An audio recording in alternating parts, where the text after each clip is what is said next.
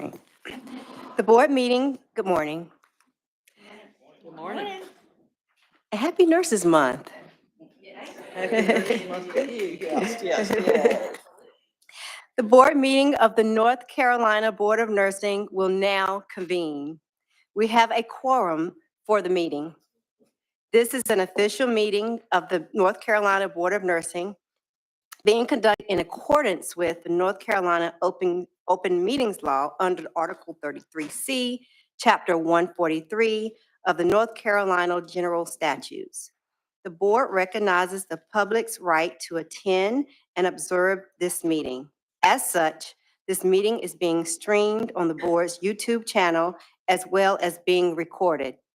The board's mission, vision, and values drive our work as a board and serve as a reminder to us as we carry out our business.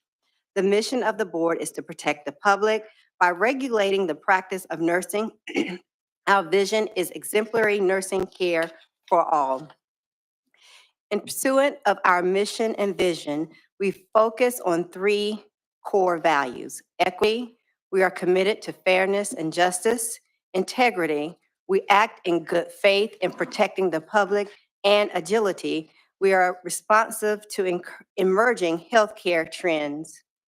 In accordance with the State Ethics Act and the Code of Conduct for members of the North Carolina Board of Nursing, it is the duty of every member to avoid both conflicts of interest and appearances of conflict. Does any member have any known conflict of interest or appearance of conflict with respect to the matters coming before the board today?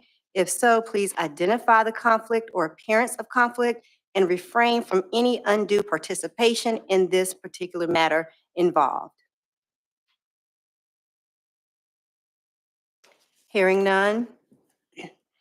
And for the board members, you can follow M3, the announcements, on your laptops. Welcome to our newest board member, Dr. Brooke Kistler, who was sworn into office on May 22nd and is filling the vacated ADN Diploma Nurse Education position. Welcome, Dr. Kistler. And welcome again to all board members. Welcome to our guests who are observing today in the office and on our YouTube channel. Are there any other announcements at this time? Are there any additional modifications or reordering requested at this time?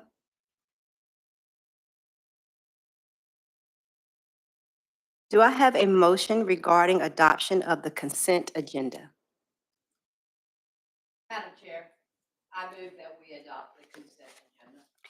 Ms. Diane Layden has made a motion to adopt the consent agenda, and I did see Mr. Minowitz's hand as a second. Any discussion? I will call for a vote. All in favor by show of hands? The motion carries. Do I have a motion? This is M6. Do I have a motion regarding adoption of the meeting agenda? Madam Chair. Ms. Cheryl Wheeler has made a motion to adopt the meeting agenda. Do I have a second? I'll second Dr. Laura Bartlett has seconded the motion. Any discussion? I will call for a vote by a show of hand. All in favor? The motion carries. We are now at the open comment period portion of our agenda. The purpose of the comment period is to provide members of the public an opportunity to share their concerns, offer views, and present questions regarding issues that impact nursing and nursing regulation. At this time, do we have anyone for open comment? Okay. At the time, we have no requests to speak for anyone to speak during the open comment period. Therefore, we will move to the next item on the agenda.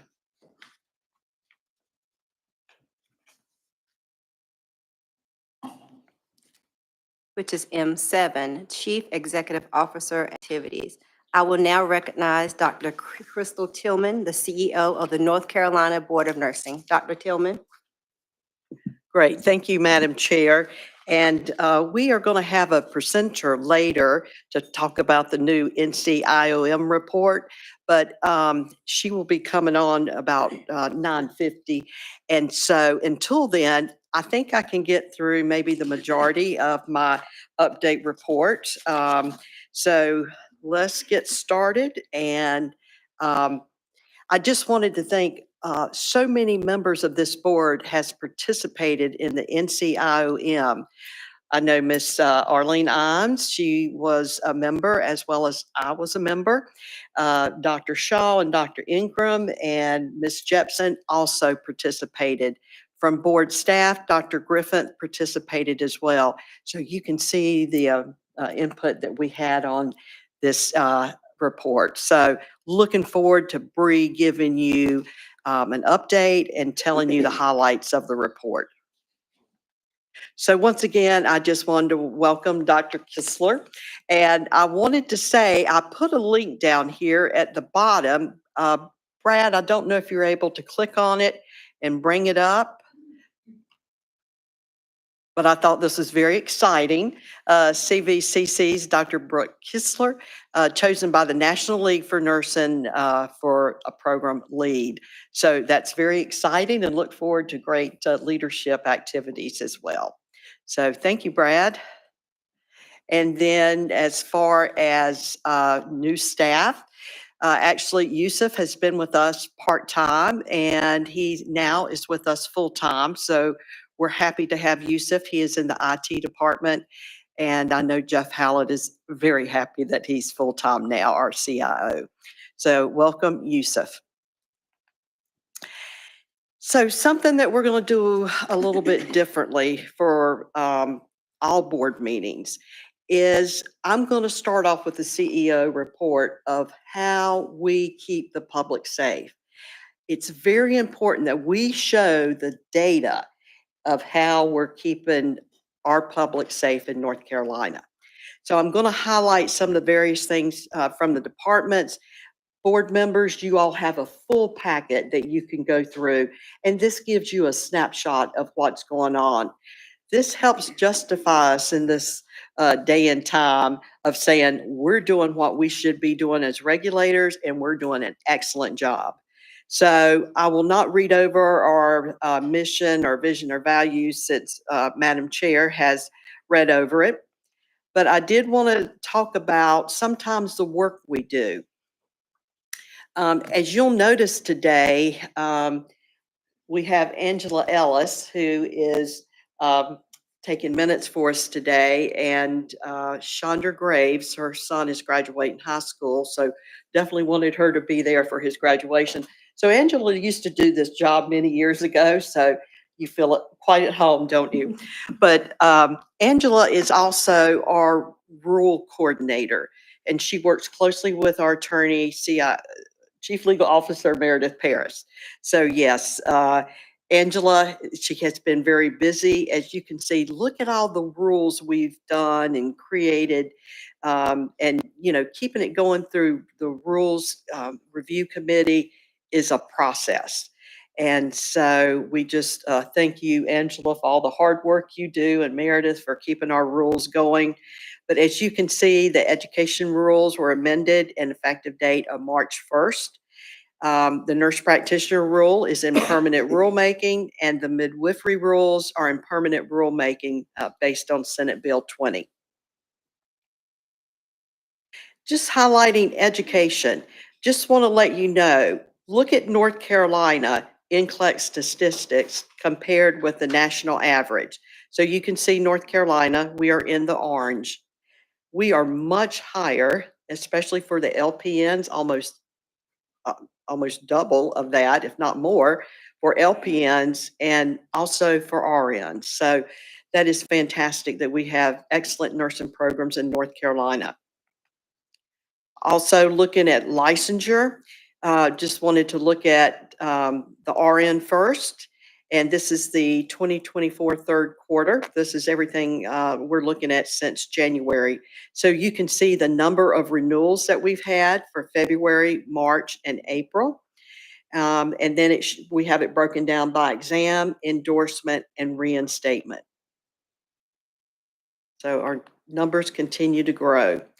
Here is a snapshot of the LPN. And you can see the number of renewals as well for them for February, March, and April. And our APRNs, by far, nurse practitioners are highest as far as APRNs. And then we have our CRNAs, and then we have our CNMs and CNSs as well. But our nurse practitioners are growing in numbers. And then we just want to thank our retiring nurses for all the years of service that they've done. In February, we had 71 retire, then in March, 90, and April, 80.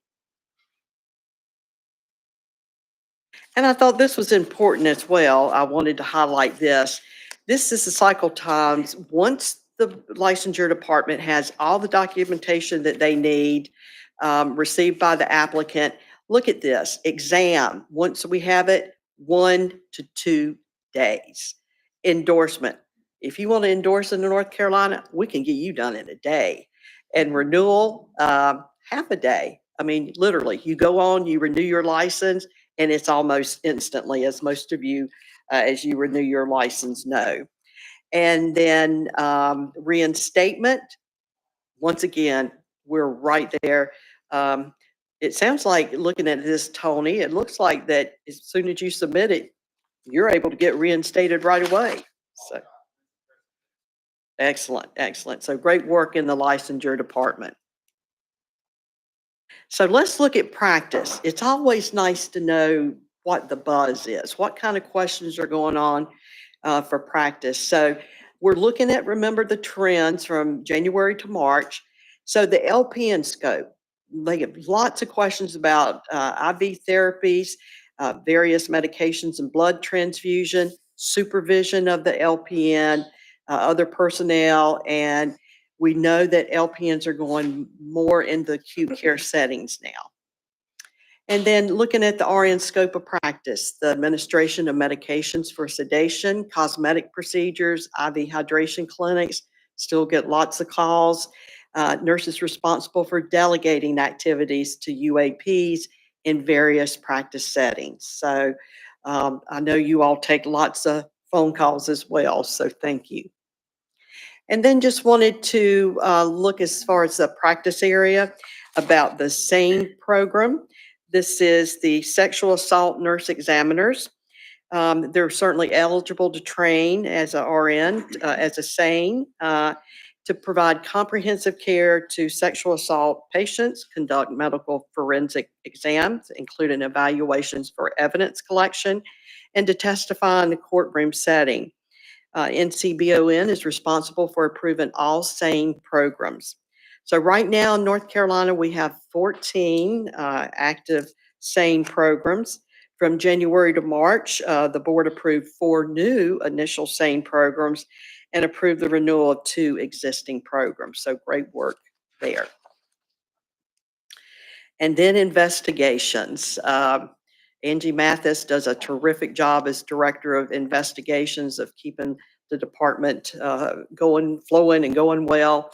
So looking at investigations, I know there's a lot on this chart, but what we are in, the NCBON is responsible for investigating complaints against licensed nurses and taking appropriate actions when deemed necessary.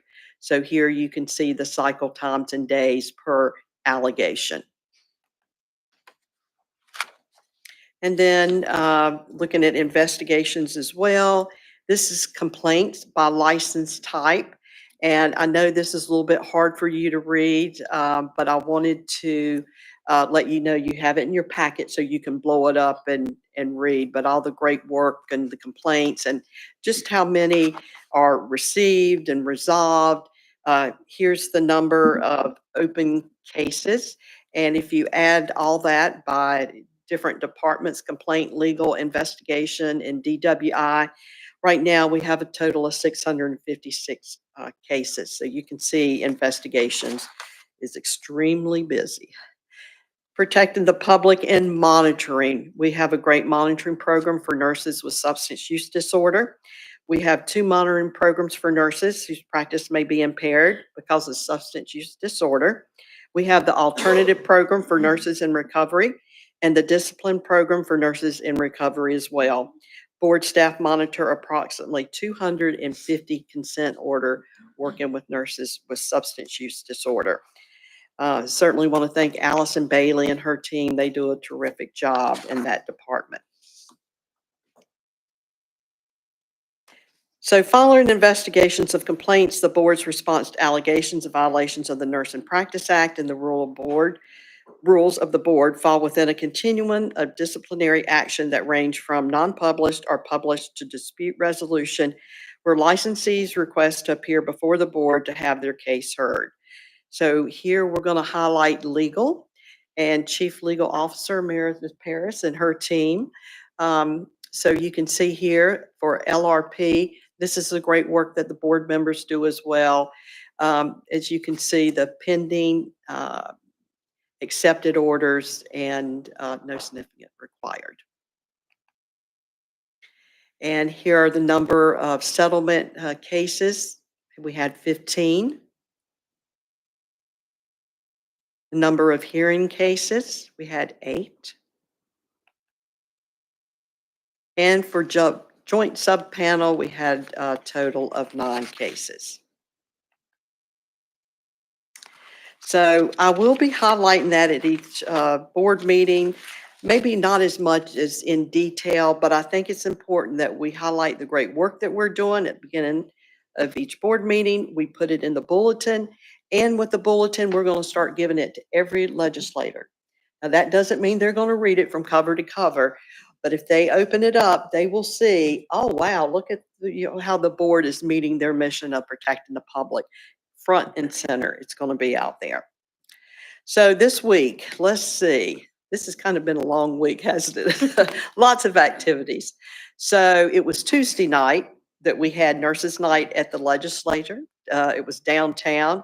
And here you can see we had staff. We had quite a few board members that were able to attend. Arlene Imes, Anya Jepson, they were able to be in the photo. Our Madam Chair was there as well, and Dr. Shaw. So it was nice to have a great showing. We talked to many of the legislators. We did as much education as we could and offered up the services of the board and what we can do to help them with the data that they may need. And I tell you, I passed out so many business cards that night. I left and I didn't have any left. So I thought that was a good night. So lots of turnout and all. Okay, as Madam Chair referred to earlier, Happy Nurses Month it is now. So we have celebrated. You have your placemat. You should have it at your place. This is what we gave out to the legislative cafeteria. So they all had a placemat like this. So when they had their meals, to highlight the NCBON, great work we do, to show them the numbers and how we do our job well. Sarah and I, Dr. Griffin and I, are the 2 legislative liaisons, and we were downtown the first day that session started back, and certainly talking with the legislators and letting them know that we were available. So it'll be interesting to see. We're in the short session now, so looking forward to some great things happening this short session. I did want to say that the SAVE Act is still alive. So we're in the short session. It will have to be reintroduced next year in a new bill. I will also say you might want to watch closely H 861.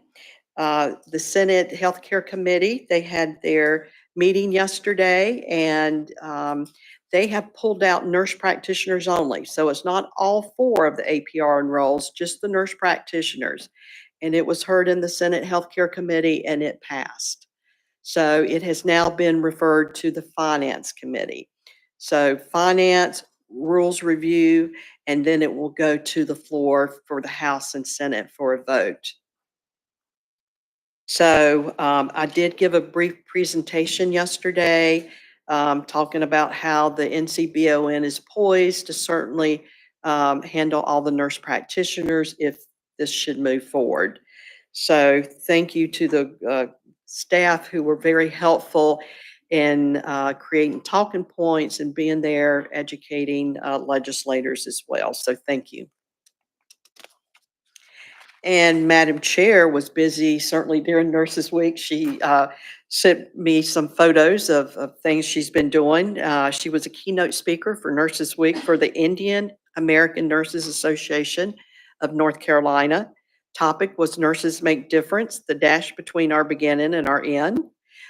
She was also the keynote speaker at the inaugural Nurses Week celebration dinner for the South Central region of NCNA. Topic was diversity in nursing, the journey of the Black nurse.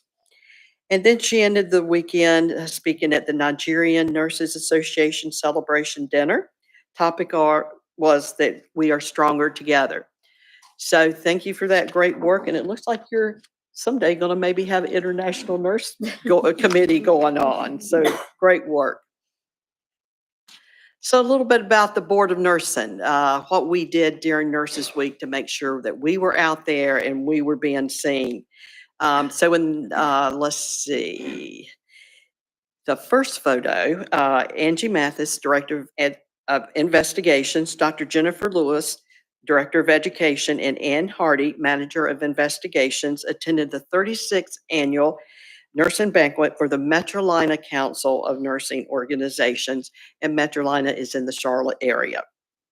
And then in the second photo there, Dr. Sarah Griffin, CNO, and Jennifer Pelletier, the Manager of Investigations, attended the North Carolina AWON.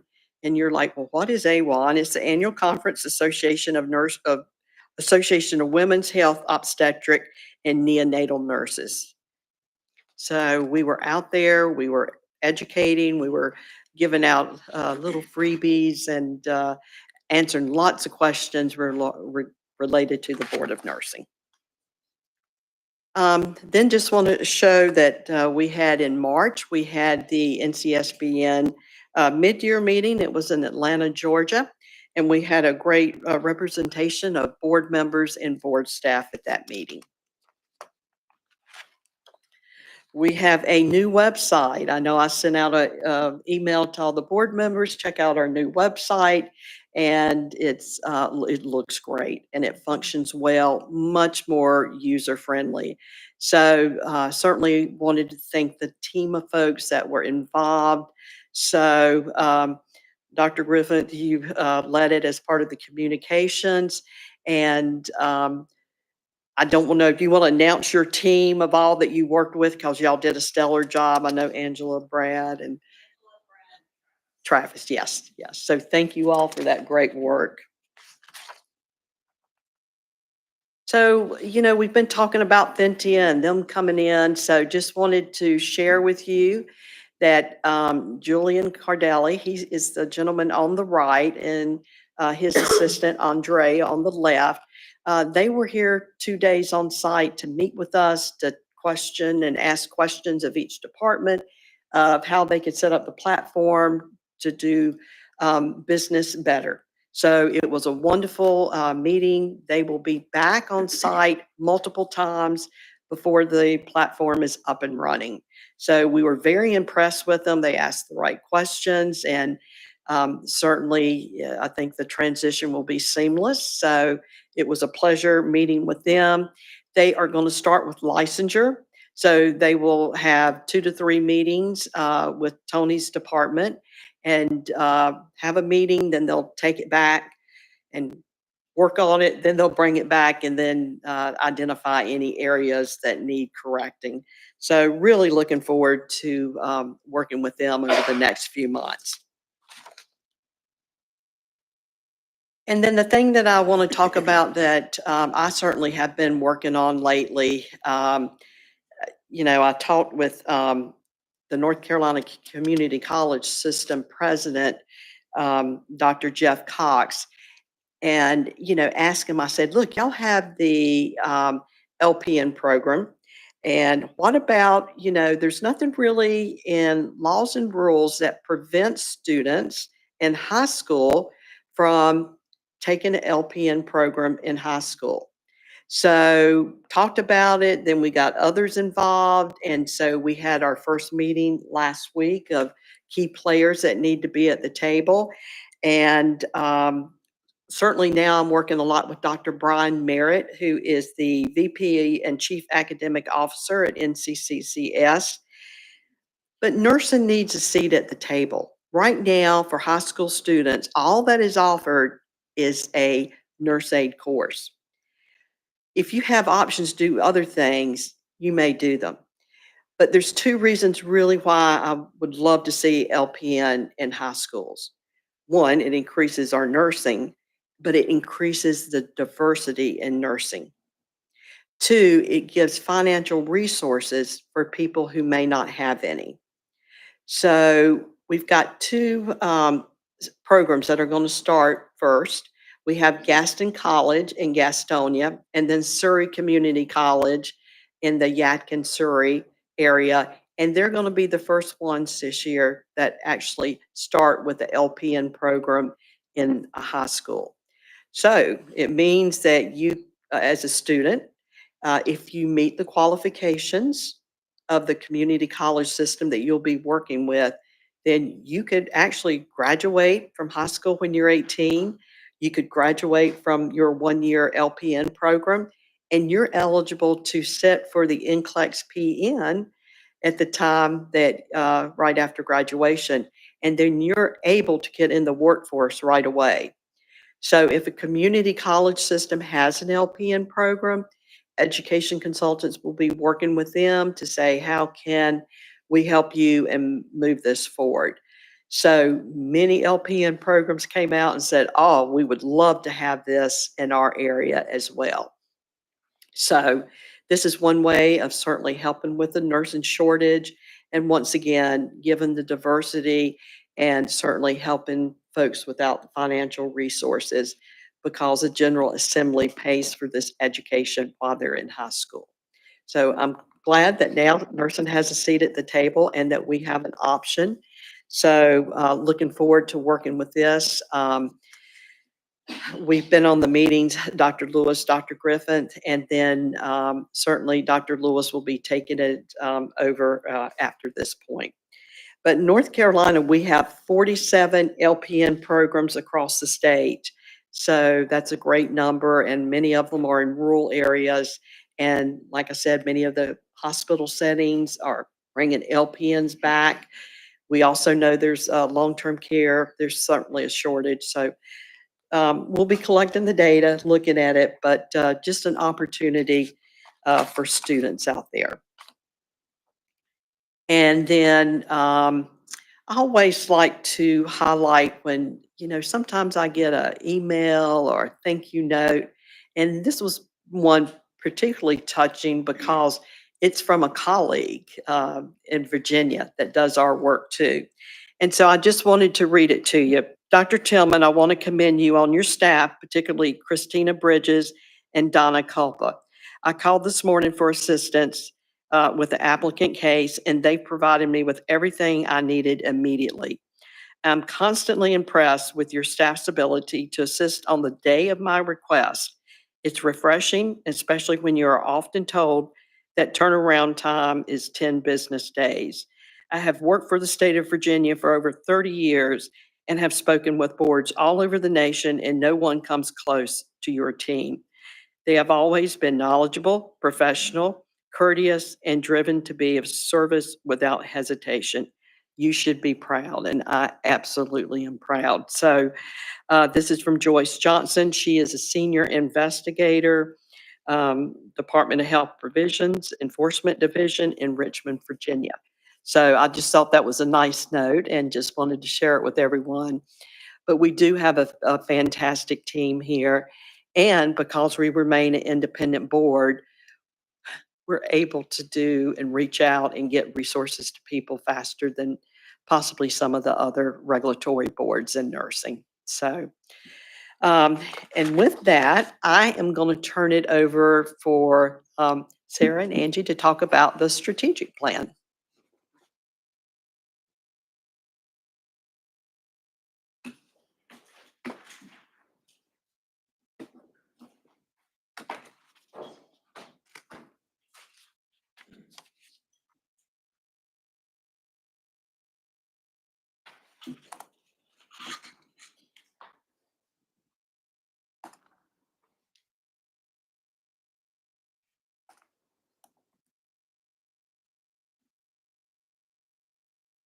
Well, look at this. Angela Ellis, you have multiple jobs today, don't you? From taking minutes to the strategic plan. And I'll say, Angela did a great job in the document that you saw of the highlights. Angela prepared that document as well. So you've been really busy lately. All right, let's see if I can get this up. Oh my goodness, why is it going up?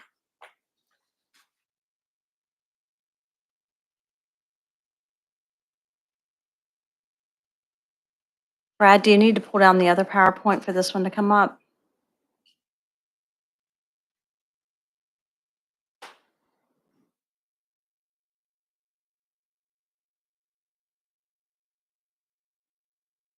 And he appears.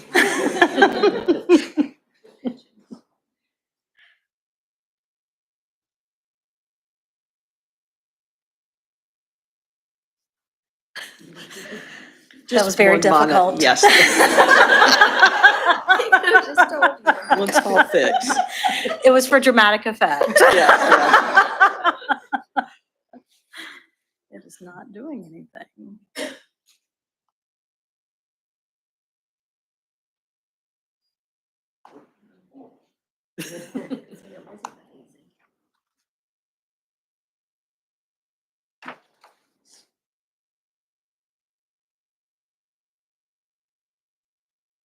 I always say that this day and time, you cannot do anything without IT or an attorney. So yes, Most definitely. yes. Can't live without either. It might take a second for it to pop up on the screen. Well, good morning, everybody, and thank you for your patience as we get set up here. We got some exciting information to share with you all about the strategic plan. And here comes Brad again because it's still not popping up on the screen.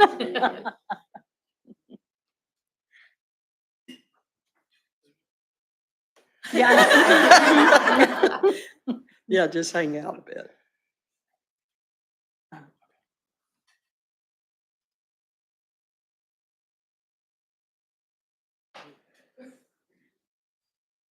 Third time's a charm.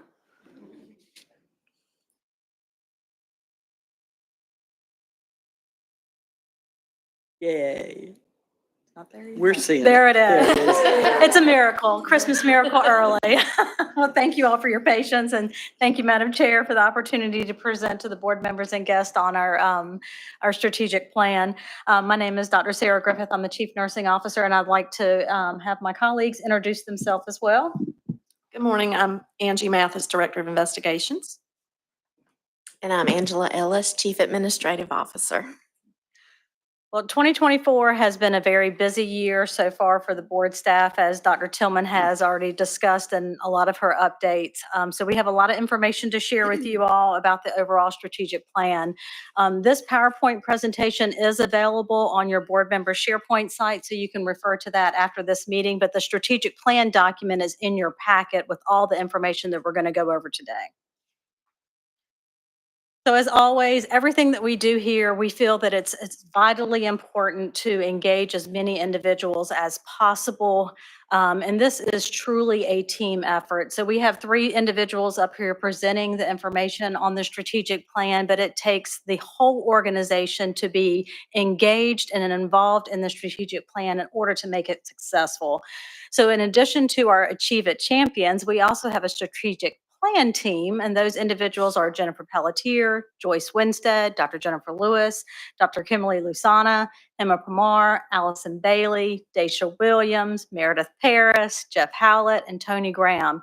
truly takes a team in order to achieve our strategic plan.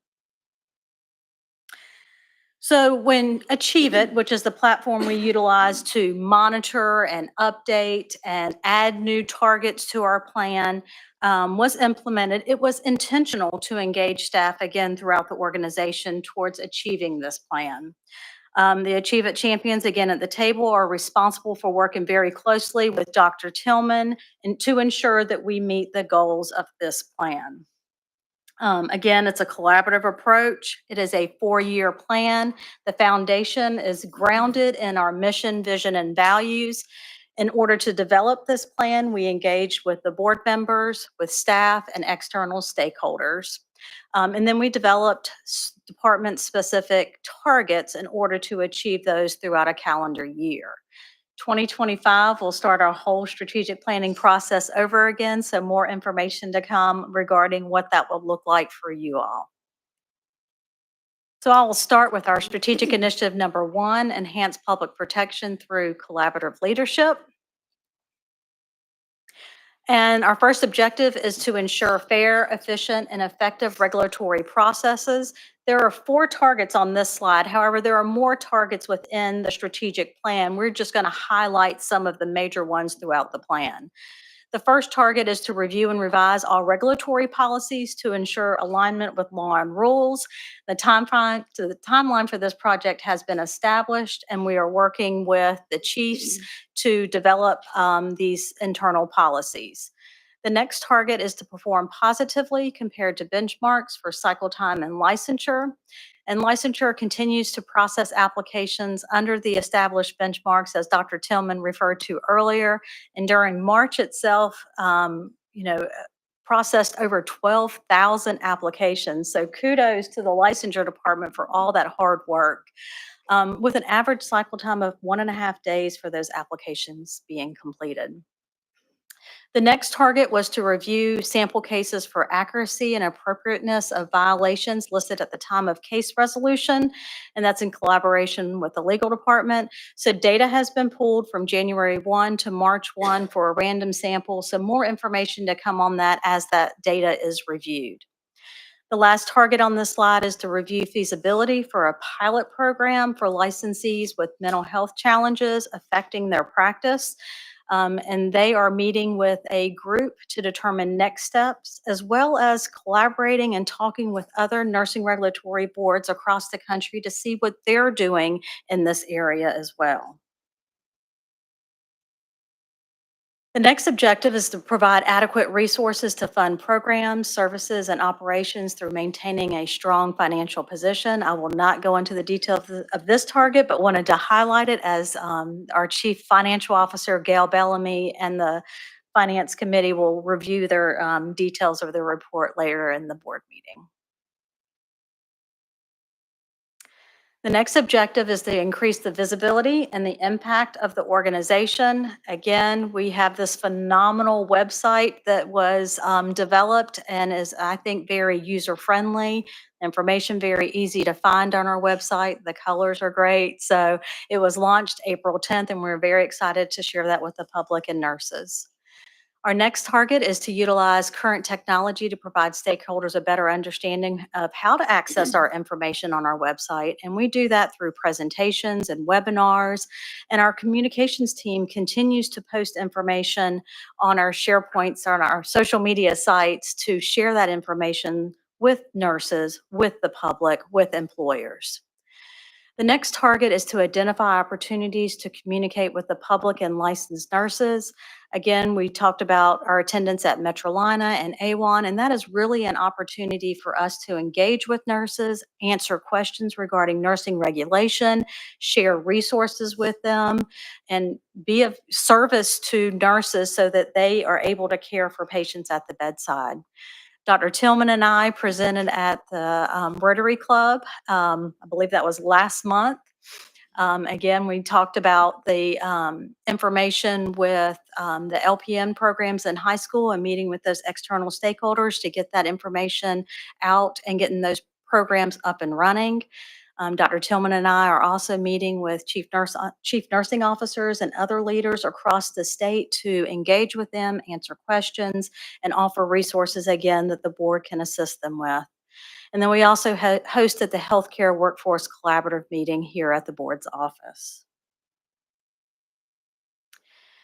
The next one is to implement our podcast program, and we have decided to put this podcast program on hold for the time being so we can engage in the development of our licensure system, Thentia. So more information to come on that when we bring that back to fruition. Our next target is to develop and implement transition of our current licensure system. Again, we had a phenomenal kickoff meeting in April to get us going, and a plan is being developed for that full implementation of this new system. So one of the things that our communication team does in disseminating information on social media platforms, we really try to engage individuals in reviewing and reading our information that we are sharing. And as you can see from these numbers, we are constantly having an increase in the number of followers on our various social media platforms. We're on LinkedIn, Facebook, Instagram, Twitter, and we even have a YouTube page where we post all of these videos from our board meetings. And as you can see, these numbers are continuing to climb. The last target on this slide is to provide education for nursing students across the state. Dr. Tillman has provided presentations. Dr. Kimberly Luisana has provided presentations for APRN students. Christina Deaver has provided a presentation for A&T. Candace Moore provides presentations on NCLEX licensure processes and application. And this is just a sample of the presentations that we provide to provide this education to students prior to them entering the profession, either as an LPN, RN, or an advanced practice nurse. So now I'll pass this on to Angie. Thank you, Dr. Griffith. And one thing I wanted to say about the website, when we were at Metrolina a few weeks ago in Charlotte, someone that stopped by our booth and table specifically commented on how much they liked the new website. So again, kudos to the team that the person said it was a lot more user-friendly and easy to find the information. So wanted to mention that. So our next strategic initiative that was developed by the board was to advance best practices in nursing regulation. So the objective was to conduct, utilize, and disseminate research that expands evidence for regulation. And two of the targets that staff developed for this objective, first one, to collaborate with the SHEP Center regarding research projects on nursing workforce. And for those of you that have been on the board a while, you've heard Dr. Erin Freyer and her team come and present on their research on nursing workforce. The project is ongoing now on APRN workforce, and Dr. Kimberly Luisana and Dr. Griffith attended expert panel meeting sessions, and we should expect a report by the SHEP Center later this year, and I'm sure at some point they'll probably come back and do an additional presentation. The medication-assisted therapy research study is been delayed due to other priorities. The goal they would have is to submit the IRB application before the end of the fiscal year. Another objective, serve as a catalyst for delivery of innovations in education and practice. The 20th Annual Education Summit was held last month, and kudos to Dr. Jennifer Lewis and her team. It was a success. They had about 201 individuals registered. The responses and evaluations that they received indicated it was a success, and they met the learning objectives for that. Next slide. That's okay. The next objective, ensure current and evolving roles and responsibilities align with regulation. And as Dr. Tillman said earlier, the SAVE Act is still alive in the short session, and we'll continue to engage with legislators, staff, and stakeholders to educate them about APRN practice and other matters with nursing regulation. Identify and address issues regarding the opioid epidemic, substance use disorders, and mental health. The specific target here is we receive reports from the Department of Health and Human Services. They run queries to see that prescribers that are prescribing controlled substances actually are registered with the North Carolina Controlled Substance Reporting System. So before someone prescribes a controlled substance, they should be querying the system to ensure that they are prescribing safely to the patient and ensure that the patient's not getting that same med from other providers. And so we are now receiving reports of, hate to say non-compliance, but folks that for whatever reason, it could be a DEA number is different, a name is different, but they are not registered with the state to do the queries on these. So we're getting lists, and Dr. Kimberly Lewis-Sana and I and Dr. Griffith worked on letters that we've blasted to the prescribers that were on that list, hopefully to continue to educate them about the requirements. This was a requirement that came from the STOP Act several years ago to combat the opioid epidemic. Okay, next. The next strategic initiative that was developed by the board, cultivate an organization that supports diversity, equity, and inclusion. And one of the objectives was to promote a diverse organizational environment that fosters creativity, innovation, and outstanding leadership. One of the targets here talks about professional development, leadership preparedness, and succession planning. And we maintain a list throughout the year of all the activities and educational opportunities that our staff take advantage of. And we report that to you on an annual basis. We did have 3 staff members recently graduate from the National Council ICRS Leadership Academy in 2024, and we have a number of staff that continue to take courses toward graduation in that program. Thank you, Angie. The fourth strategic initiative is foster mobility of licensed nurses and facilitate access to safe nursing care. So one of the objectives is to facilitate the safe and effective practice of nursing. Nurses using telehealth and emerging technologies. The target nursing education summary report. This has been posted to the Board of Nursing website and is available for use by stakeholders. We wanted to also highlight that as the plan moves through its 4-year cycle, there will be times when additional targets will be added. These are targets for us that may pop up during the year that weren't planned. So here you have additional targets that went for the plan for this year. One of the first targets is to develop and implement transition of current licensure system to new platform. Of course, Dr. Griffith focused a little on this. This was a March edition as we signed the contract and began this project. The second target that we've added was to implement phase 2 of the midwifery rules. This was an April edition. So based on Senate Bill 20, we implemented temporary rules in accordance with that bill. And so once the temporary rules are no longer effective, there must be permanent rules in process. And could I So- stop right there for one brief Sure. minute? Are we at It's- 9:50? Yeah, we're at 9:50. We sure are. And we're going to take a brief break to allow IT to set up, and we'll be back at 10 o'clock to receive our presentation from Ms. Brianna McDonald. And we will resume the agenda after Right. that. Thank you. And Madam Chair, that's the final slide, Oh, so. okay, right on time. That's Right. perfect. Thank you.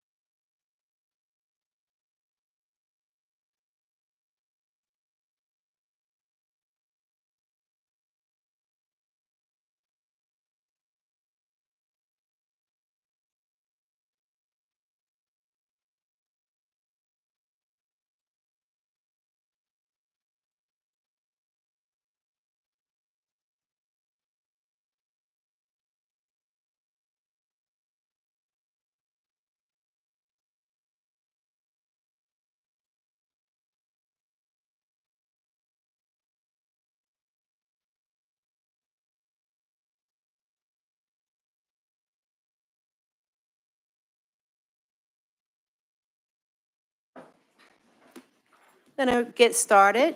I will now have Dr. Crystal Tillman to introduce our next guest. Thank you, Madam Chair, and we are delighted to have Brianne Lyda McDonald join us today. She graciously has joined us from Asheville, North Carolina, where she's going to be doing another presentation right after ours. But Brianne is a project director at the North Carolina Institute of Medicine. Prior to this role, she worked as a public health analyst at RTI International.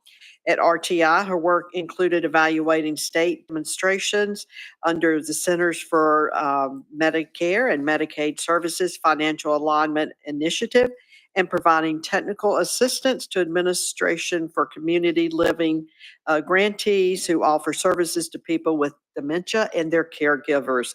Brianne earned her Master of Science in Public Health from the University of North Carolina at Chapel Hill and a Bachelor of Science in Health Science from the University of Florida. So welcome, Brianne, and thank you so much for presenting with the new NCIOM project. And I was telling everyone earlier that we had multiple board members and board staff who participated in this report. So thank you, and I'll turn it over to you. Yes, thank you so much. And thank you to all of the board members who participated in this process. I am pulling up the presentation right now, and we practiced this yesterday, so hopefully it works on our end.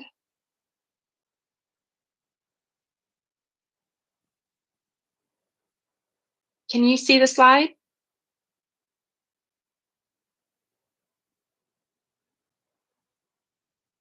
I'm not hearing a no. So Yes, I'm gonna go, okay, we can see it, thumbs up. Okay. Brianne. Yes. Great. All right. Thank you so much. So in case you're not familiar with the North Carolina Institute of Medicine, I just wanted to give you a brief overview. So we were chartered by the General Assembly back in the 80s, and we do work by our charter that's concerned with the health of people of North Carolina, which is a broad charter. We typically do this work in the form of task forces, where we bring people who are interested in a topic, experts in a topic, living that topic, together to think about policies, funding, and a vision for where we want to be related to a particular health topic. So this work that I'll be talking about today is related to nursing workforce. We've also had a recent report come out on oral health, and in the fall we had a report on healthy aging. So we cover a broad spectrum of health-related topics. So for this task force, we were looking at what our shared vision as a state is for enhancing and supporting the LPN and RN workforce and ensuring that we have a strong workforce going into the future. And the outcome is recommendations around the structures, the investments, and the policies that we need to get us to where we want to be. This work was funded by the Duke Endowment, the North Carolina Pandemic Recovery Office, and AARP North Carolina. And we had fantastic co-chairs in Dr. Ernest Grant, Dr. Catherine Sevier, and Hugh Tilson, and members from a wide variety of nursing practice, other healthcare providers, leadership in healthcare, payers, to really provide a big spectrum of perspectives.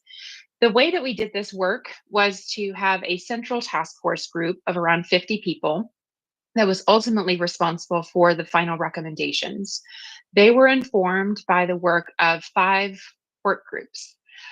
Those work groups looked at the task force report that NCIOM produced back in 2004, so 20 years ago, looking at nursing workforce, to understand what has happened since then, what lessons do we have from that work. Another group looking at equity within the nursing workforce, one looking at healthcare payment models and how that impacts our nursing workforce, one looking at retention issues, and one looking at education and career progression.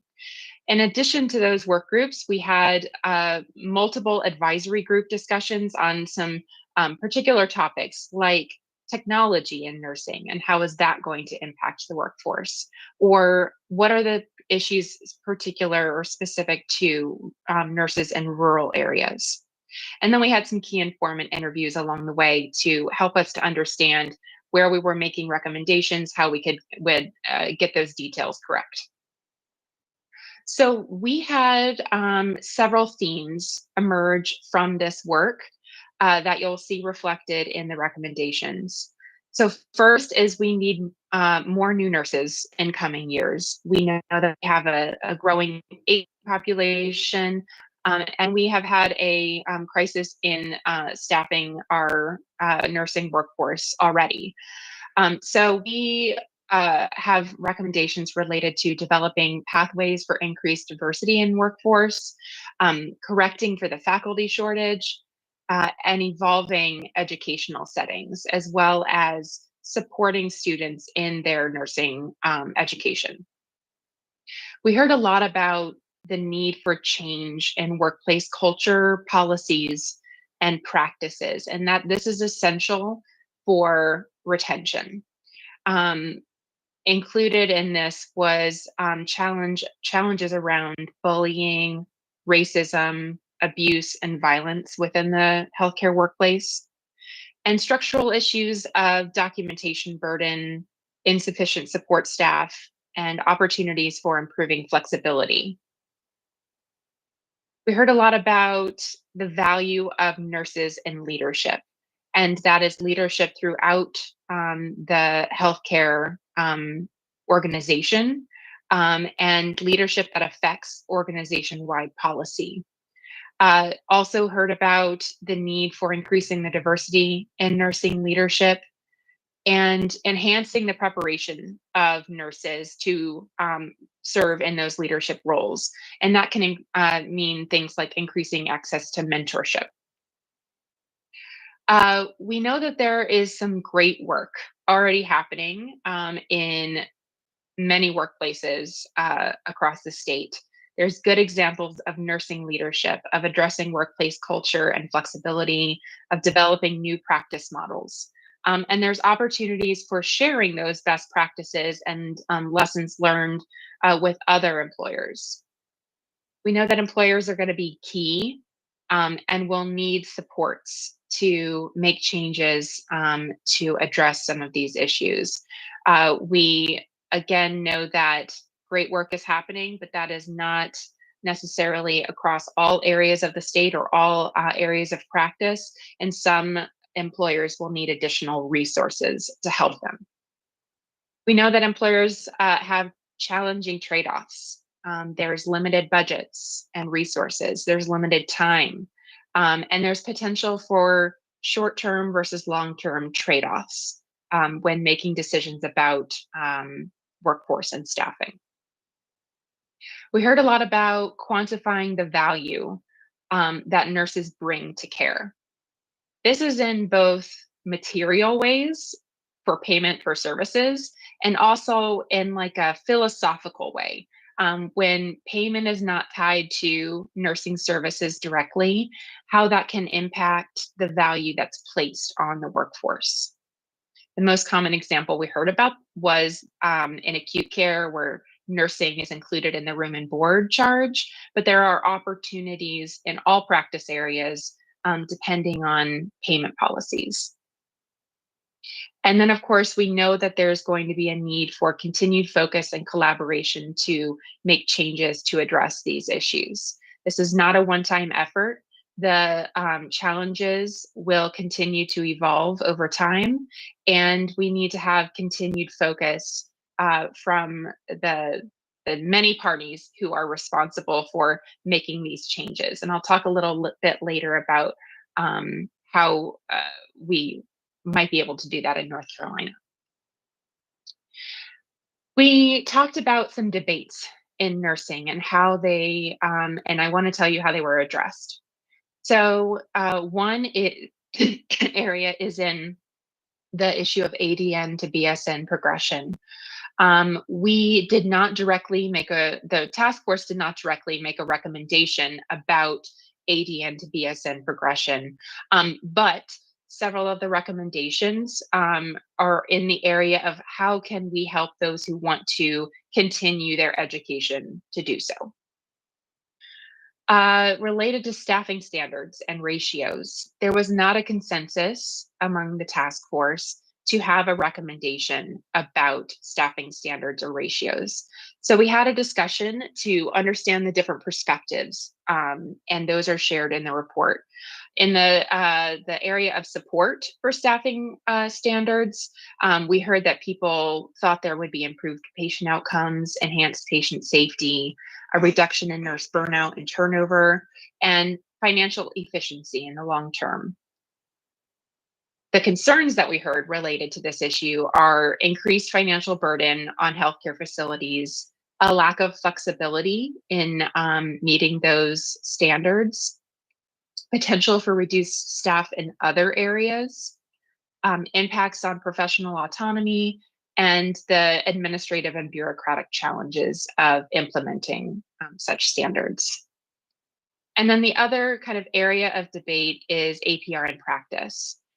We focused in this work on LPN and RN workforce, so the task force did not make any recommendations related to APR in practice. So I'm going to highlight today for you several areas that I think will be of most interest to the Board of Nursing.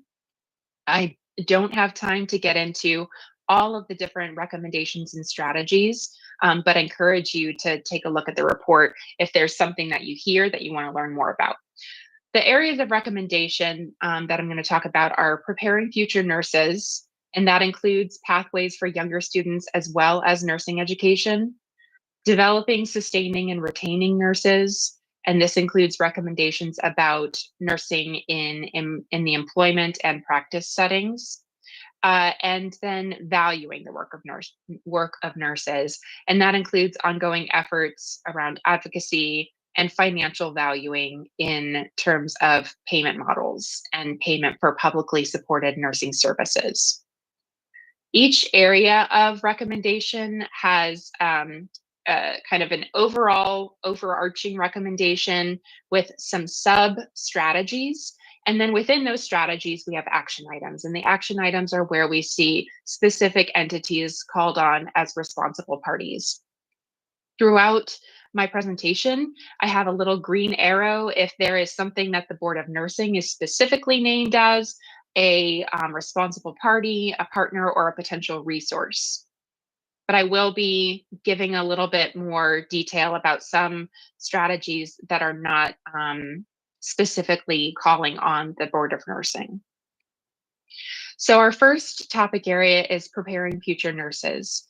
The overarching recommendation here is to develop a strong and diverse nursing workforce that's representative of the community served and is prepared to meet the growing healthcare needs of North Carolina.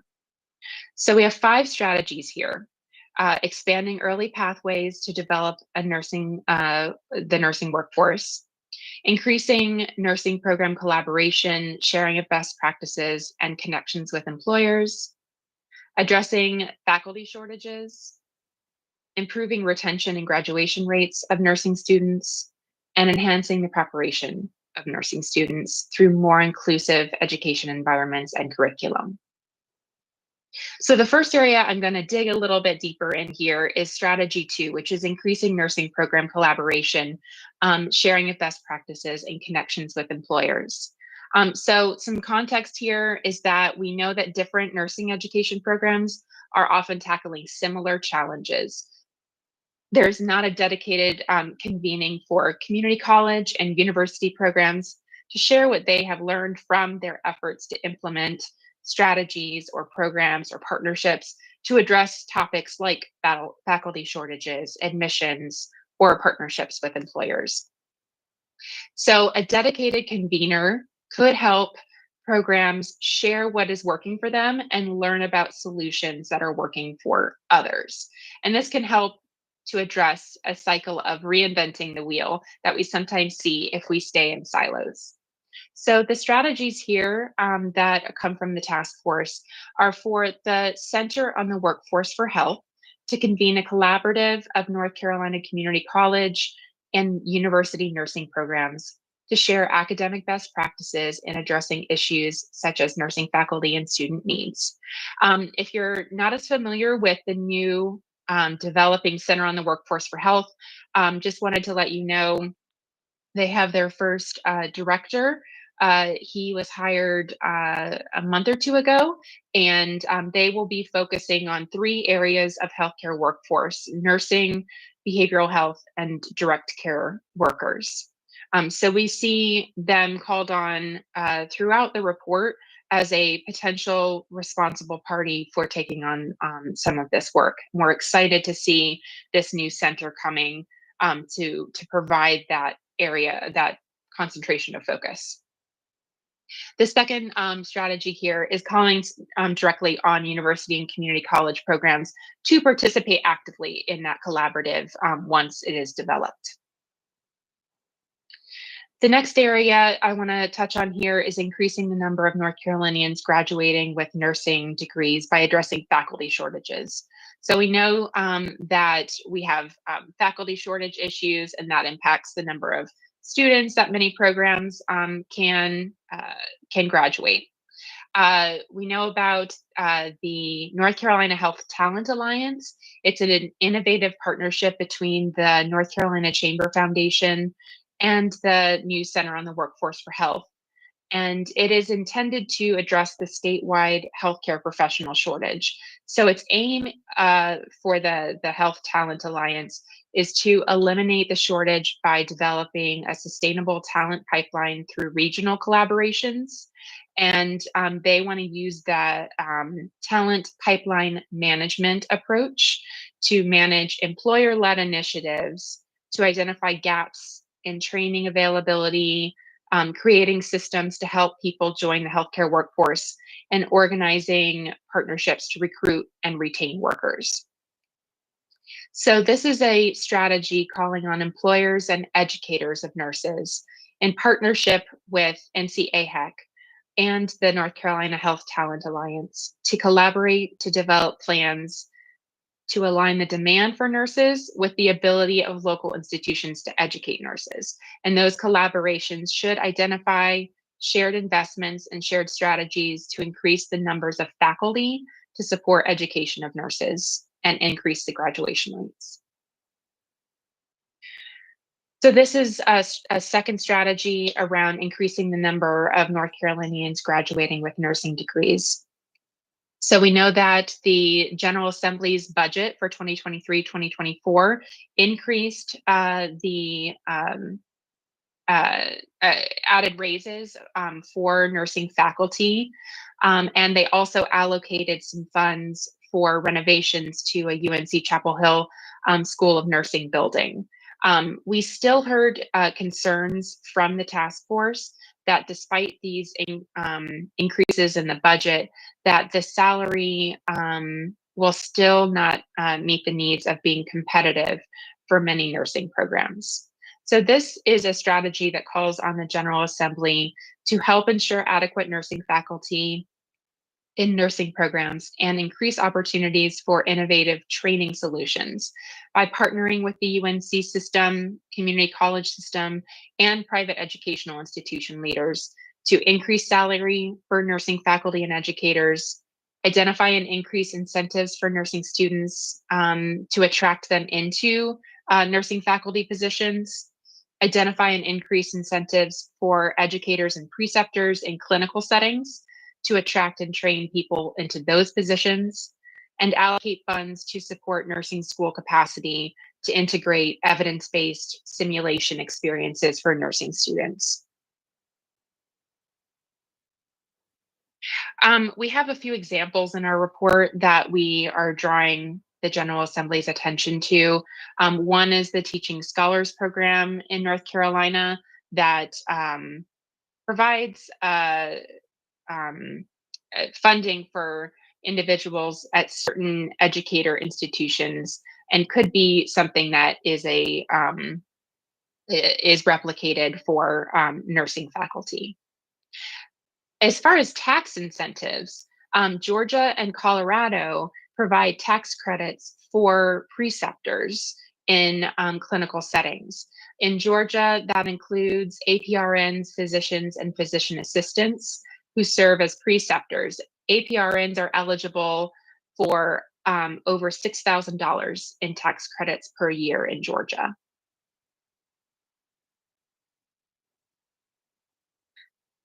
So strategy 4 is improving the retention and graduation rates of nursing students by supporting economic and material needs, enhancing academic supports. So this is related to providing paid internships or employment opportunities to nursing students, especially those needing work during their studies, that can help students to gain valuable hands-on experience in their field, enhance their clinical skills and professional readiness, and help those who need to be working while they're in school. This could include internships, externships, and apprenticeships.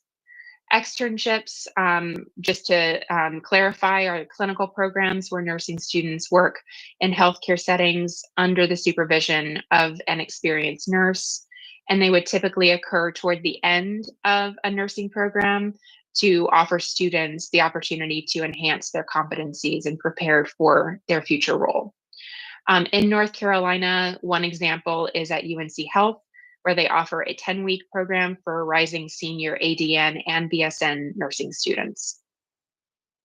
And then nursing apprenticeships have been described as an earn while you learn program or model, where nursing students in both practical and registered nurse programs can start their careers working in various healthcare facilities while simultaneously completing their respective nursing education programs. An example in North Carolina is the Davidson Davie Community College, partnered with Atrium Health Wake Forest Baptist. And as of fall 2023, they had a program that admitted 11 students, with 5 students graduating with their RN license, and 4 of those 5 receiving employment at Atrium Health Wake Forest Baptist System. So this strategy calls on North Carolina's community college and university nursing programs, employers of nurses, and state trade or associations to partner to develop more of these opportunities for immersive experiences or internships in nursing during the learning process that provide financial compensation for partnering for participating students. Strategy 4.3 here. We know that the second most common reason for nursing program attrition in North Carolina is academic issues or nursing course failure. This strategy is inspired by a recommendation in the report to the General Assembly around increasing nursing graduation rates, and calls on the General Assembly to allocate resources for university and community college programs to provide nursing students with better access to counseling and tutoring, additional faculty to provide remediation services and sessions, and academic services to develop math writing skills, take test-taking skills. An example of this from that report to the General Assembly is that 6 rural nursing programs initiated a pilot program that included academic nursing coaches. And preliminary reports found that the success coaches dedicated to nursing programs increased retention in those programs. And the authors thought that similar programs scaled throughout the system would also have a likelihood of success. So we're moving now to the recommendations around developing, sustaining, and retaining nurses. There's 4 overarching recommendations in this area. I'm going to give an overview of recommendations and strategies, and might dig deeper into a few of those. So recommendation 2 is to enhance the educational and career advancement of nurses through all stages of their careers, particularly those serving in practice environments of persistent shortage. Strategy 6 here is to strengthen the transition to practice and early career development for nursing students and new graduates. 7 is to identify opportunities for nurses to participate in educational advancement, leadership, mentoring, and preceptorship. And 8 is to strengthen opportunities and incentives for later career nurses to participate in mentor and preceptor roles. Going to focus in on strategy 6 here on strengthening transition to practice and early career development. So we know that retention of new nurses and patient safety are key reasons that transition to practice initiatives like residency programs are necessary. The cost of nurse turnover can be very high, up to $88,000 per nurse. So transition to practice nurse residency programs are designed to support new nurses as they transition from nursing school to clinical practice, and they can help new nurses gain knowledge, skills, and confidence to deliver safe and high quality care.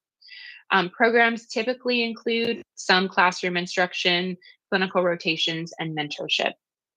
And more than half of nurses who responded to a survey about effective methods to reduce burnout and improve well-being in the hospital setting said that more resources to support new to practice clinicians would be effective. So seeing a very high majority of nurses thinking that these types of programs would be helpful. So this strategy calls on academic programs in nursing, NCAHEC, and employers of nurses to collaborate to expand availability of new graduate nurse residency programs. And that should include in more underserved and community-based settings outside of the acute care setting.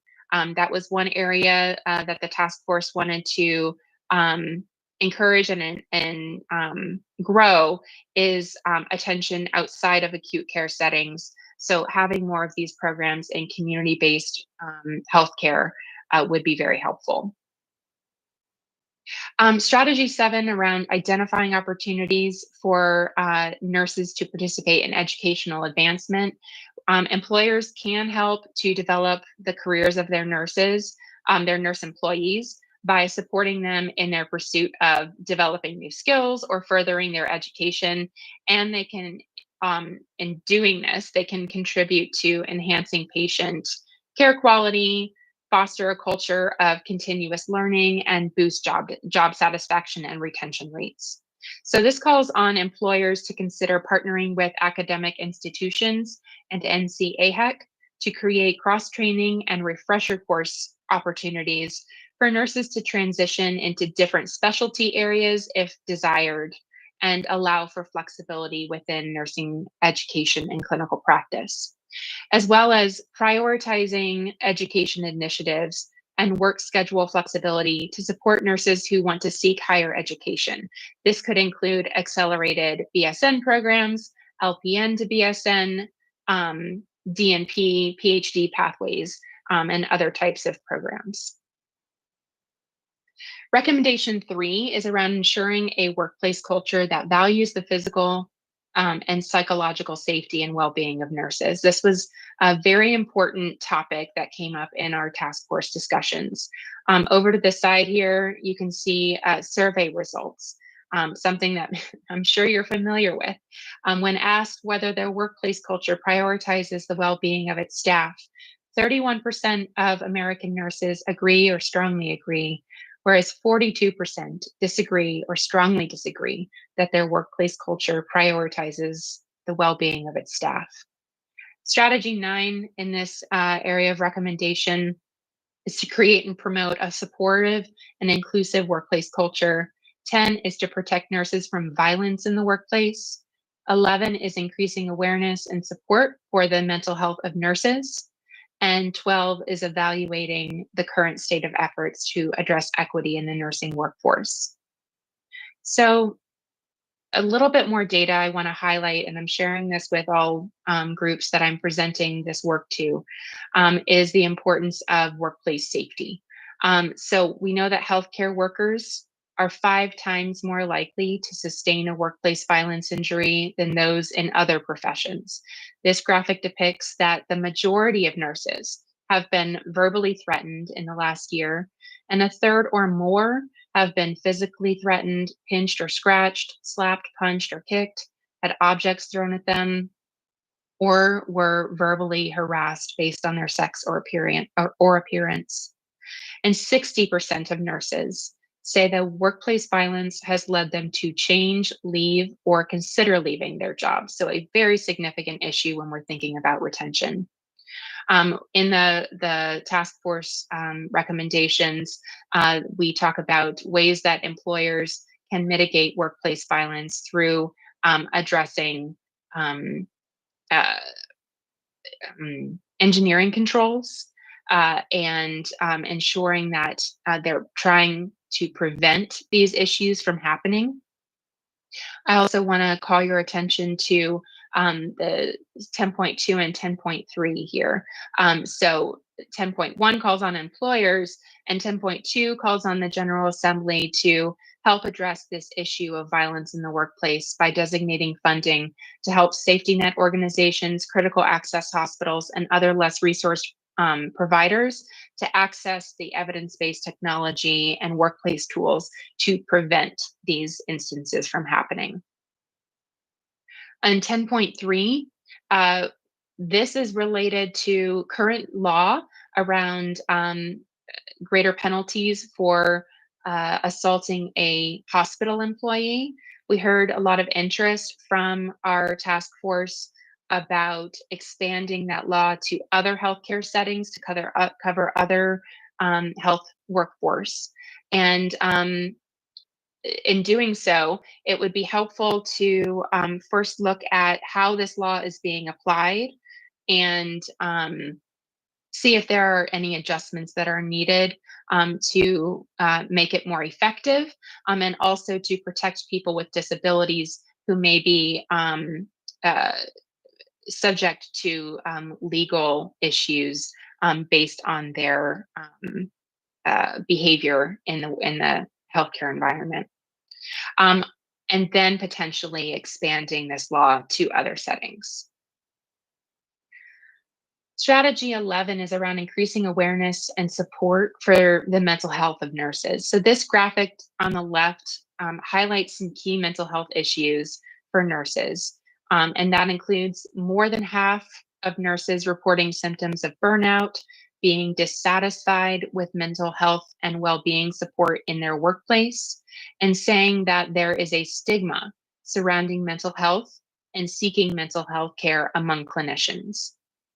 64% of nurses feel a great deal of stress in their jobs, and almost 1 in 5 said they are not emotionally healthy.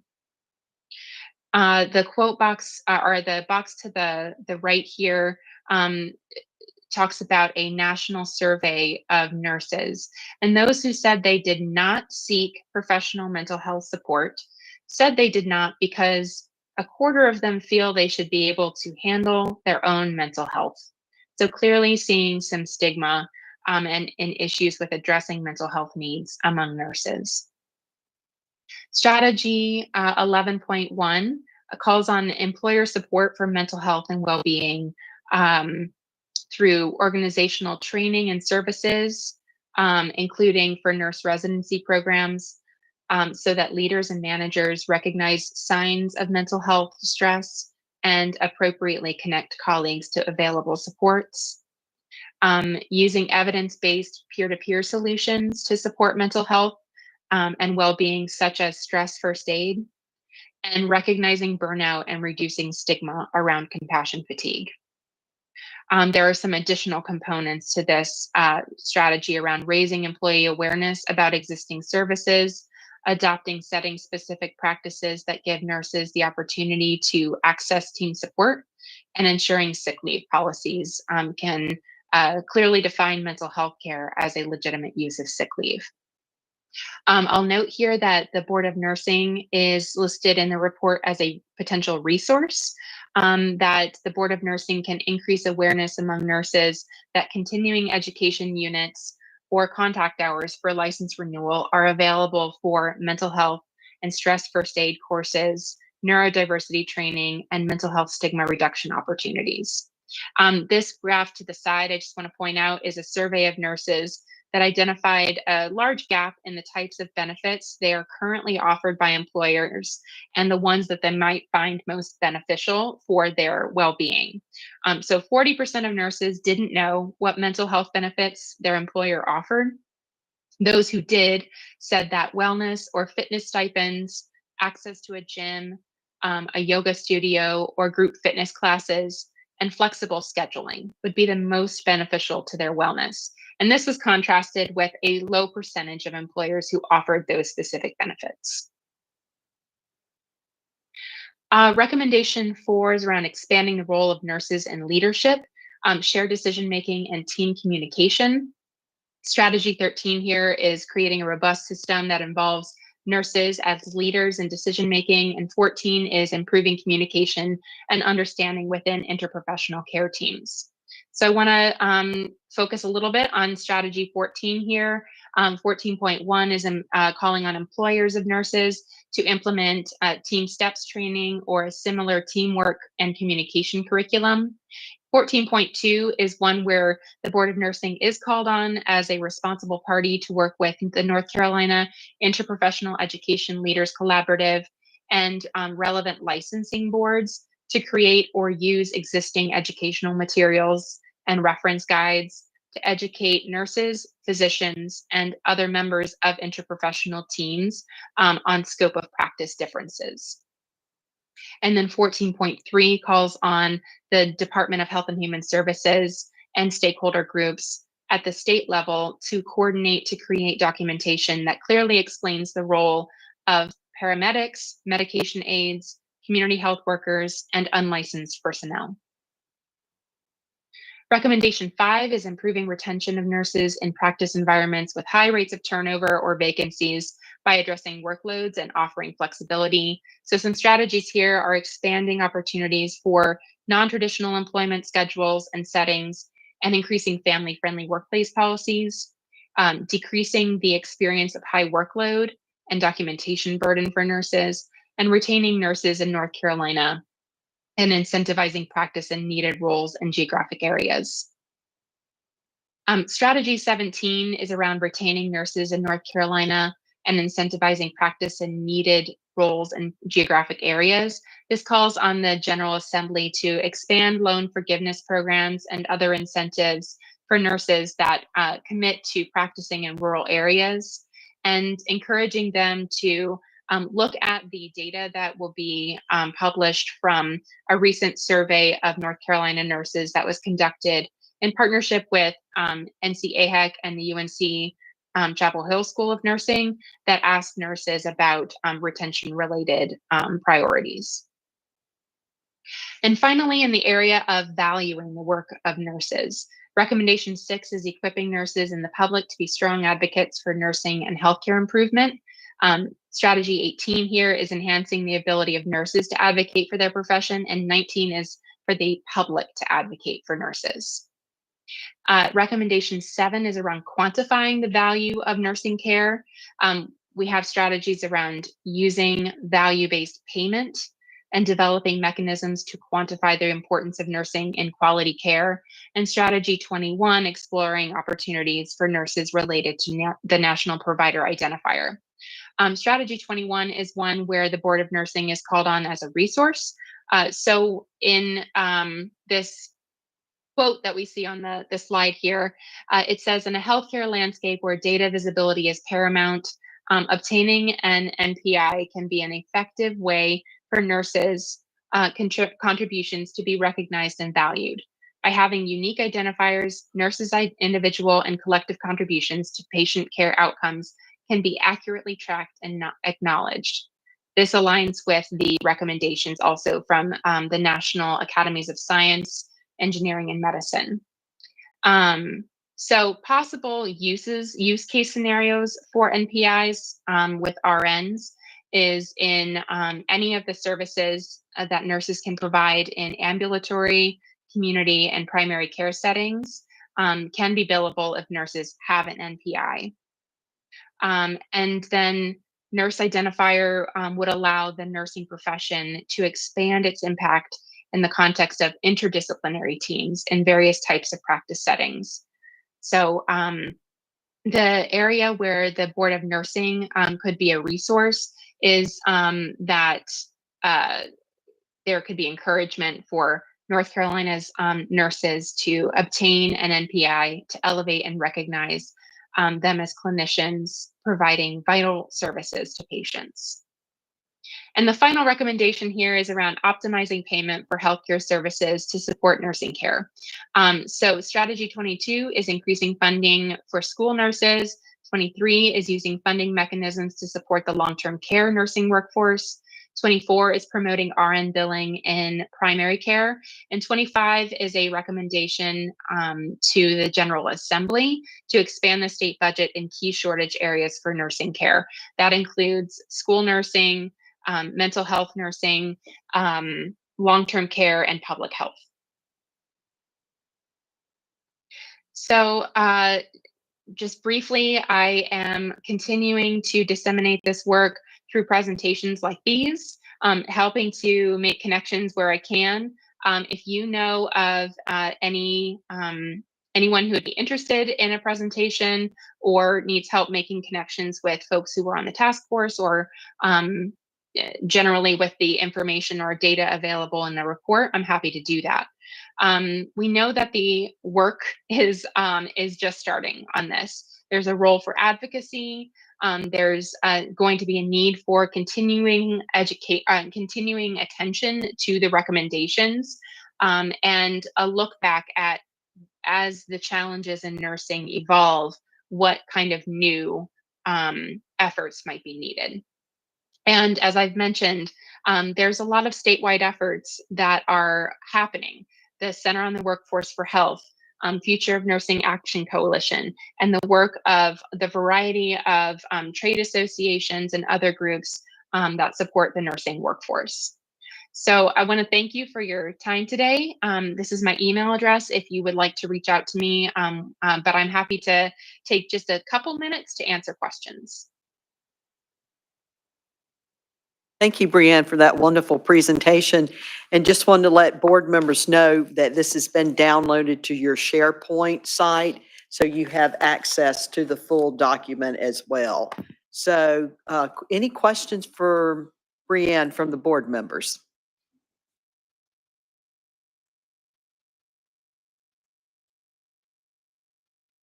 Okay, looks like no questions, Brianne. So thank you so much for your presentation and good luck on your next one. Great. Thank you so much. Thank you. Bye-bye. Bye. That was a great presentation. We will continue to move on with the agenda as printed. At this particular time, we will acknowledge the Governance and Finance Committee. Mr. Tom Minowitz. Thank you, Madam Chair. Thanks, everybody, for being here today for the entertainment portion of our program now. So this was the first meeting we had as a combination of or back in April, we had our first meeting of the Governance and Finance Committee. They used to be two separate committees, but April was the first time we met collectively. So first of all, I'd like to recognize and thank the members of the Governance and Finance Committee for 2024, which include Dr. LaDonna Thomas, Dr. Laura Bartlett, Dr. Raquel Ingram, and myself as the chair of the committee. I also would like to recognize the committee liaisons, who are Angela Ellis and Gail Bellamy. And I know there was a lot of people that put a lot of work into getting data, pulling data together for the governance part of this, especially, and it took a long time based on the information I saw. Looks like it was over a year, I think, to pull all the data to make the recommendations. So thank you guys for doing that. If you would refer to agenda item M10 on the board composition and tenure recommendation.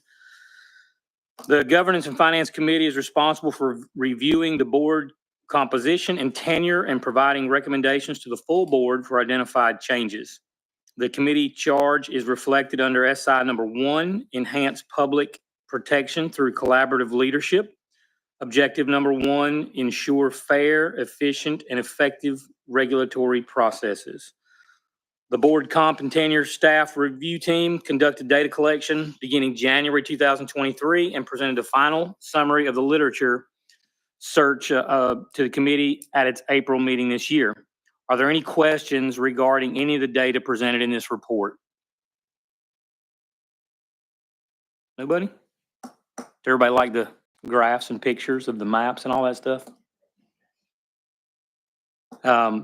If the committee recommendations are approved by the full board, these recommendations will be utilized as a basis for requesting amendments to the Nursing Practice Act.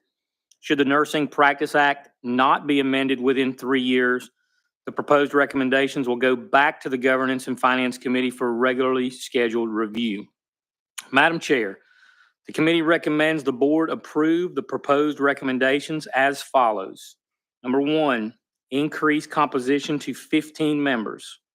Number 2, add an APRN position for a total of 2. Number 3, term of office remains 4 years and can serve 2 consecutive terms. Number 4, term of office for chair and vice chair remain 1 year and can serve 2 consecutive terms. And number 5, board composition reviewed every 5 years or as directed by the board. Thank you, Mr. Minowitz. Any discussion, questions? At this time, I will call for a motion. Oh, I'm sorry. Yes.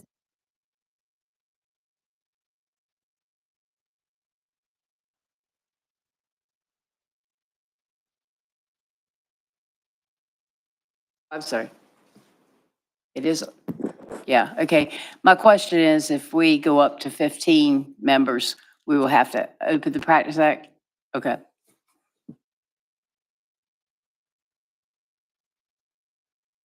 Any other questions? Okay, at this time, I will call for a motion.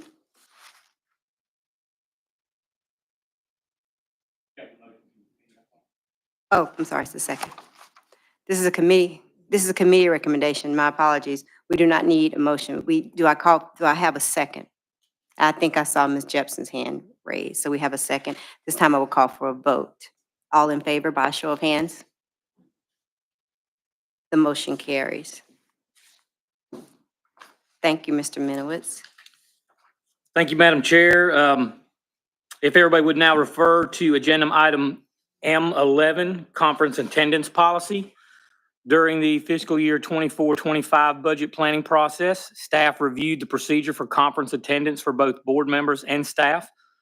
Policy set the expectation of any agency in light of the agency's mission, vision, and values. The Governance and Finance Committee reviewed and approved the proposed policy outlined in the board report. Madam Chair, the committee recommends the board approve the proposed policy regarding conference for inclusion in the Code of Conduct, job description, and governing policies. Thank you, Mr. Minowitz. Any concerns or questions from the board? Dr. Raquel Ingram, please turn on your mic. You have the floor. Thank you, Madam Chair. I just, at the bottom of page 43, that statement, the board may provide an opportunity for each board member to attend a minimum of 2 conferences during their 4-year term of office. I'm seeking clarity on that statement. Specifically, it reads to me as though we can only attend 2 conferences throughout our 4-year term of office. Can I clarify that as well? So that is the minimum. Before it said 1, and we wanted it in policy to say 2, but typically you're going to go from 1 to 2 conferences each year. But that is the minimal.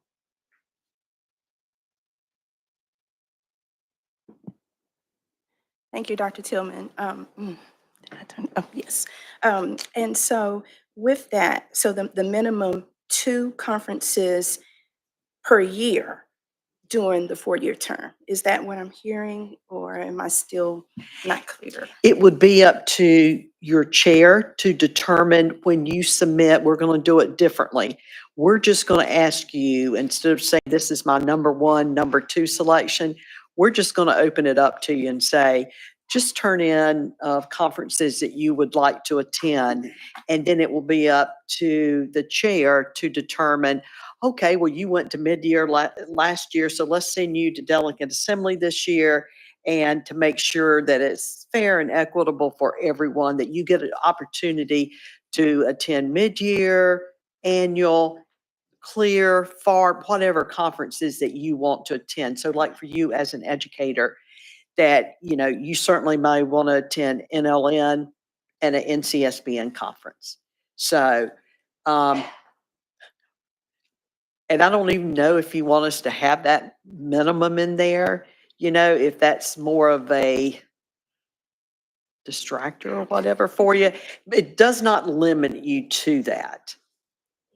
I think, Dr. Tillman, that is a distractor. I know Okay. we've had a couple of conversations around this, and so we had discussed the regional and local, and so now when I see the minimum, it just appears as though we are limited, and we certainly want to stay abreast of, you know, like me as an educator, what's going Yes. on in those type settings. And so, yes.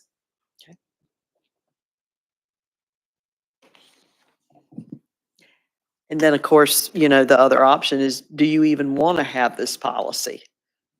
Or, you know, the other option that the committee talked about was leaving it, certainly leaving it open.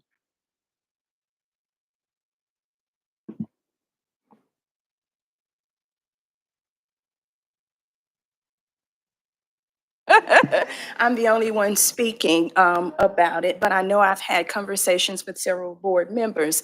And so I guess if you will allow me to continue to speak on your behalf, I think it needs to be clear. I'm not saying that we don't need a policy. I think some guidance is needed in terms of how many we can attend. But here is just the minimum of 2 during the 4-year term of office. It's just that distractor. So some of us may choose not to ever go. And that's your preference, and that's fine. And then there are some of us who would like to go to national, and then a local, and then maybe even another, you know, but I certainly don't want to take over the funds, you know, for others. But I just think something a little more clear and some transparency with our conference attendance possibilities would be great. And I will stop there. Thank you. Mr. Minowitz? Doctor, I like that. So the way I interpret that is maybe simplifying the verbiage would be during a 4-year term, you would have the opportunity to attend at least 2 conferences. You may go to 8, you may go to 2, you may go to 5, but during your 4-year term, you'd have the opportunity to attend at least 2, is the way I interpret that. You're not limited to 2, but at least 2 during your 4 years. So you're limited to 2. Not limited to anything. I think you'd be able to attend 0, but if you decide you would want to attend 2 during your 4 years, this would guarantee you the ability to go there from the board's perspective. Am I interpreting that correct, Ms. Paris, legalese? The way I read it is at least 2 during the 4-year period. So you could attend 2 during your first year and decide not to do the other. You can submit for more. Is that correct? Right, absolutely. Ms. Jepson? And see, the way I read it is that you're required to do 2 within a 4-year period. Is that how it's supposed to be read, or? Well, we want everyone. We certainly want everyone to attend conferences as board members, because this is where you're getting your education, you're meeting colleagues, and it's our way of showing appreciation for you to be board members. So, you know, certainly some people don't like to go to conferences. Some people like to go to more. So we're just trying to, you know, help say, okay, while you're as a board member during this 4 years, we would really like for you to attend at least a minimum of 2 conferences, but we hope you're going to attend a lot more. Again, the way I interpret that is the board will guarantee you the ability to go to at least 2. So if you just, if coming up on your 4th year, you have not attended any, and you all of a sudden want to go to 2, then we would say, yes, you're guaranteed the ability to do that. Because during your 4-year term, we've said that you would have the ability to attend at least 2 as the minimum. And if you want to. So it doesn't force the board member to go at all. What it does, it forces the board to give you access to go at least twice during your 4-year term. That, If I may, Madam Chair. So my recommendation to the board and the committee, instead of the board may provide an opportunity for each board member to attend, but the board will provide an opportunity for each board member to attend a minimum of 2.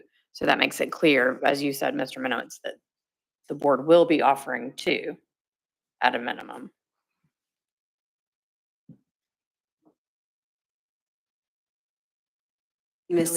Dr. Ingram had another question. So may I add to that, to attend a minimum of 2 conferences per year during their 4-year term of office? Does that totally change it? yes, that would mean you would have the ability to go to at least 8 during your But tenure. currently, we have the ability to attend 2 every year during our 4-year term. Right? And so that's what, when I inserted 2 conferences per year during the 4-year term is the math that I'm doing. I think it becomes restrictive, though, from the board's perspective, if we say that we're going to guarantee every person the ability to go to 2. And although that might be the case today, 3 years from now, 7 years from now, 10 years from now, we may not have the ability to do that, whether it be financial or whatever the reason happens to be. So by putting a minimum of 2 per year, it could, in theory, become a financial burden or whatever else causes it. So I don't think I would like to see it worded like that. But it's up to the board. And I'm in agreement with Mr. Minowitz. I do believe that we have to think futuristically, and are we going, right now, we probably have the funds to send to everybody, but in the future, do we know, or will there be a time when we can't? And so by saying the board will provide a minimum of 2 over that 4-year term, at least you would have the opportunity to attend 2 during that 4-year term if for whatever reason we couldn't futuristically be able to send everybody 2 a year or 3 a year or how many we want to go. And so futuristically, futuristically, when the time comes and the budget does not allow, we go back and we revisit. We're talking 24, 25, are we not? And so we're talking next year. So again, at that time, we're looking at the budget, we'll look at the budget today. We'll discuss the budget today. Next year, if the budget does not allow for us to attend the 2 per year that we currently do, then we would revisit that, is my understanding. This portion is not a budgetary question. This is a policy change that would put it in policy that every year then we would have to allow people to go to the number of conferences, however we determine it. Perhaps the easy answer today is to remove the motion and discuss further collectively as a group. So my last comment on this is I have no issue with the 2 that we attend per year. I have no issue with the minimum.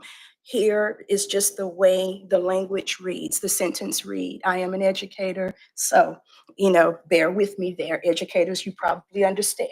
But at the same time, if we can just clarify or clear the language, I am in support of whatever we decide to do. Thank you. And, clear is kind, so we want to make sure that everyone's on the same page. And also, I will say, it depends on what seat you're sitting in. So let's say you're chair or vice chair, you may be going to 3 or 4 conferences a year based on that we say you need to go to annual, mid-year. Certainly, Madam Chair must attend all the APRN conferences as well. So, and for our educators, we certainly want to make sure that you get to your education. But yes, I think possibly tabling it and revisiting. Before we do so, any other questions?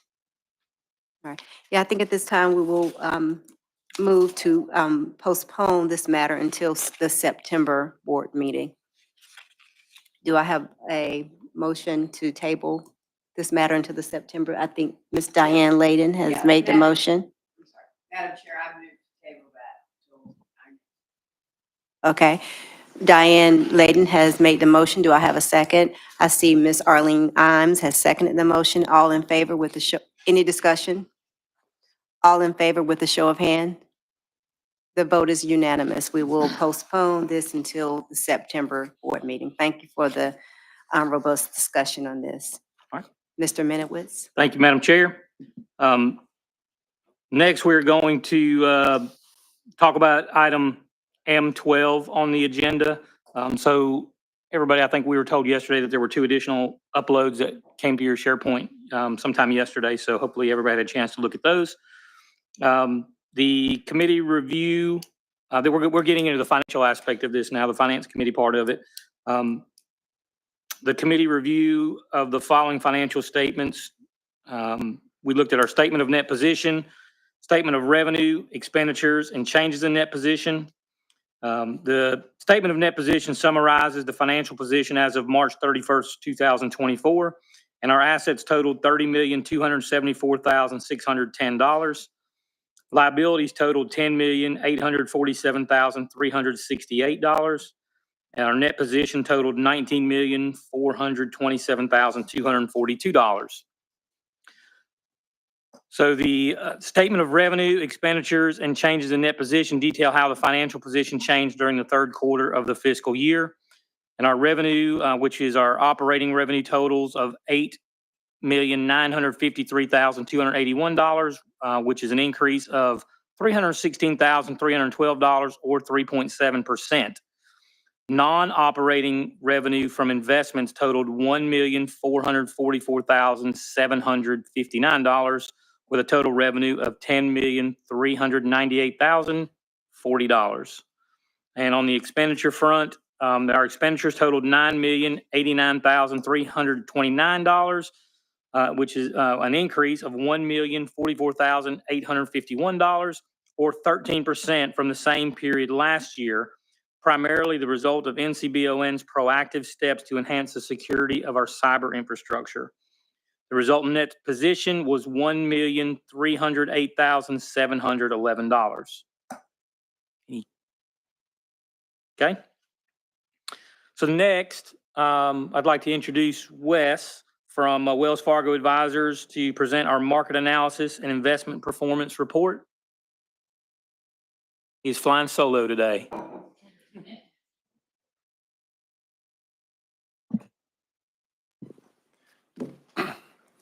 So Tom noticed I was by myself, and we've got Jessica is on maternity leave and had her baby boy, Oliver John Christie, and Amy was exposed to COVID, and so we just wanted to play it safe being around everybody today. But and then I saw Tom's eyes light up. He said he was gonna bombard me with questions, so I'm happy to answer any questions that you have this morning, and thanks for having us. We really have a positive report today, looking at the existing portfolio through the March quarter. The stock account makes up about 34% of the portfolio. The bond account makes up about 66% of the portfolio. The stock account is up 5.77% through the 1st quarter, and the bond account is up about 0.4% over the first quarter of the year. And if you combine those, the total portfolio is up about 2.19%. So a pretty positive start to the year. To give you a comparison, the S&P 500 is up 10.6% through the first quarter.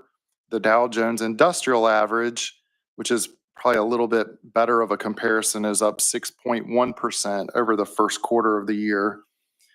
A blended benchmark for the stock index was up about 7.6%.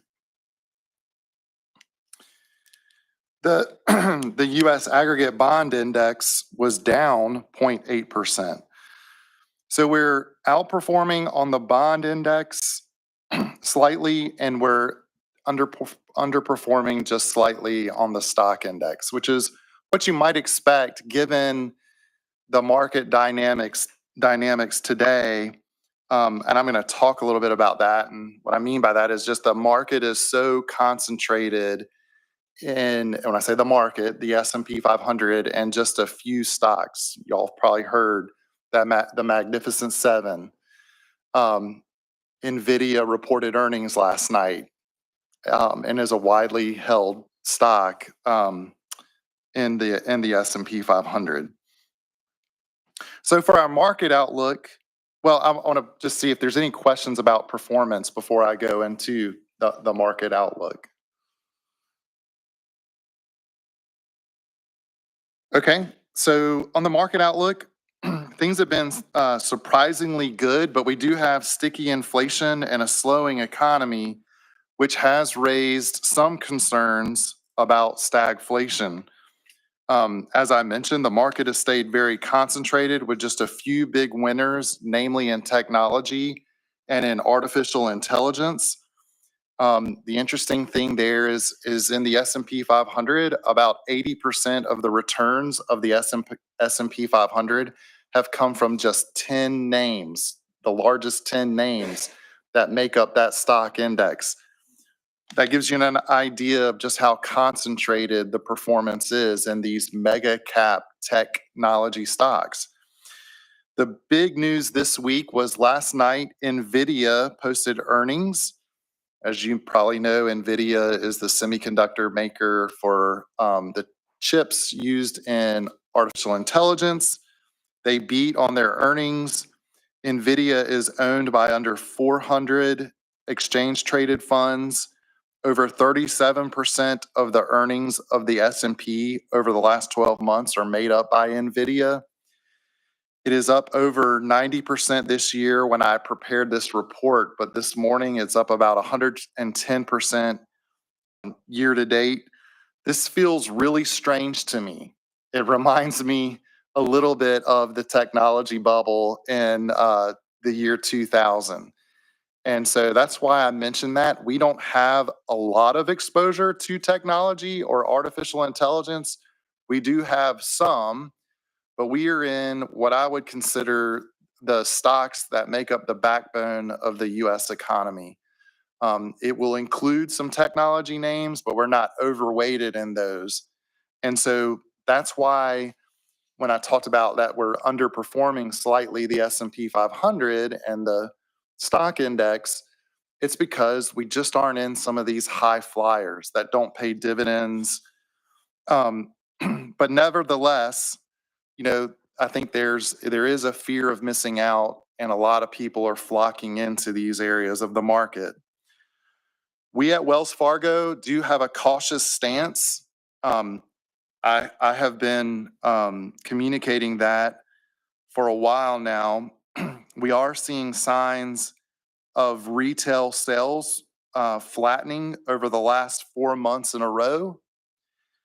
We have seen evidence of that in the earnings from consumer stocks like Starbucks, Darden Restaurants, McDonald's, Target. I don't know if there's any fans of Red Lobster anymore, but you'll notice they filed bankruptcy this week. And so apparently the endless shrimp campaign, they found an end. But there are signs of weakness from consumers, and consumers are having a tough time with inflation, higher interest rates. Credit card debts have risen. The average credit card rate now in America is 23%. And so that is creating some stress on consumers. And I would just remind everyone that one of the most accurate indicators of a recession that I have known in my 25 years is the yield curve being inverted. And we hit a record on that. The yield curve has been inverted now for over 399 days. That's the longest period that we've had an inverted yield curve in our history, where short-term rates are actually higher than long-term rates. That's a sign of a slowing economy. And just last month, we had another key indicator. You may have heard me talk about the Purchasing Managers Index, which is a forward-looking indicator that we follow at Wells Fargo. And now both the Manufacturing Purchasing Managers Index and the Services Purchasing Managers Index are both below 50. This rarely happens unless there is some sort of economic slowdown. We will be looking for confirmation. Obviously, 1 month does not make, a trend. And so this has just happened and we're watching, do we get confirmation for this month, the following month? But I think if there's confirmation, it is worth noting that perhaps we are seeing some slowdown. And so that's why we have a cautious stance. But things can continue on with a slowing economy.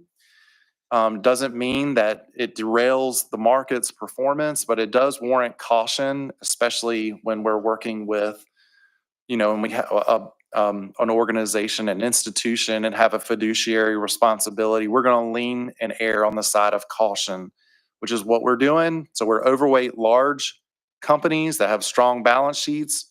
We're underweight small and mid-cap and international, and we're overweight high-quality bonds in our bond portfolio, and staying very cautious. So I'll pause there and see if there's any questions that you might have.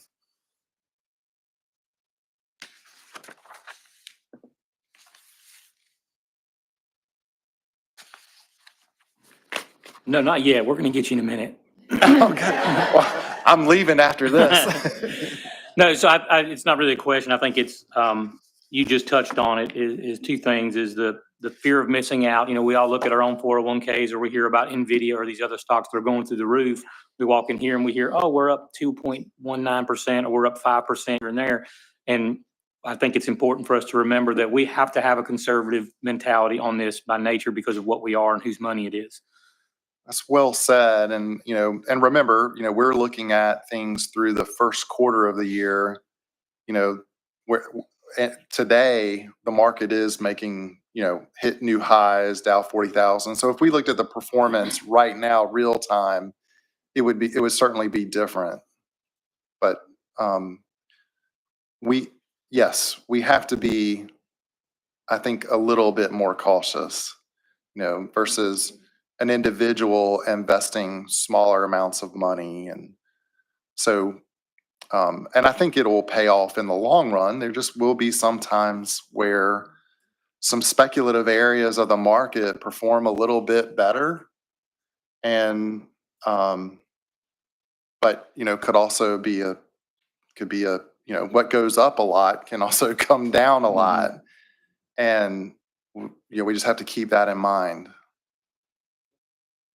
And Wes, can you touch on, we haven't talked about this, it might blindside you a little bit, but I know for the last 12 months or so, you've been talking about this extremely cautious outlook that Wells Fargo has projected a soft recession or a slight downturn in the economy. And I think what you're saying today is like, we're seeing a lot of signs of that, although the stock market is still continuing to go up because of the Magnificent Seven.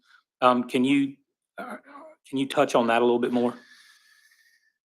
Yeah, I mean, just historically, when a few stocks perform really well and the rest of the market, the few stocks are way up here and the rest of the market sort of lags the performance of just a handful of stocks. Historically, it usually means one of two things happen. And, one is those stocks that are performing so well, those high flyers kind of have a little bit of a reality check at some point down the road. But the other is that there could be the rest of the market catches up some, and there could be some of both happening where they meet in the middle. But either way, I think the way we're positioned, where we own, really high qualities, not the high flyers. We have some of the high flyers, like Microsoft is in the portfolio, but we aren't going to have high highs, but we're also not going to have the low lows. And if we do have a slowdown, then we're going to hold up better than the ones that are up here. Because if these stocks that are performing well have very high expectations and could easily fall, 30, 40, 50%. But the rest of the market should hold up pretty well. And that's what we're invested in. And to go back to our baseball references, your role in all of this, or Wells' role in all this, is to keep hitting singles. We don't have to hit doubles, triples, and home runs, just keep hitting singles, and that seems like that's what we're doing. Exactly. I mean, if we hit the occasional triple and a lot of singles and doubles, then we will do well over time.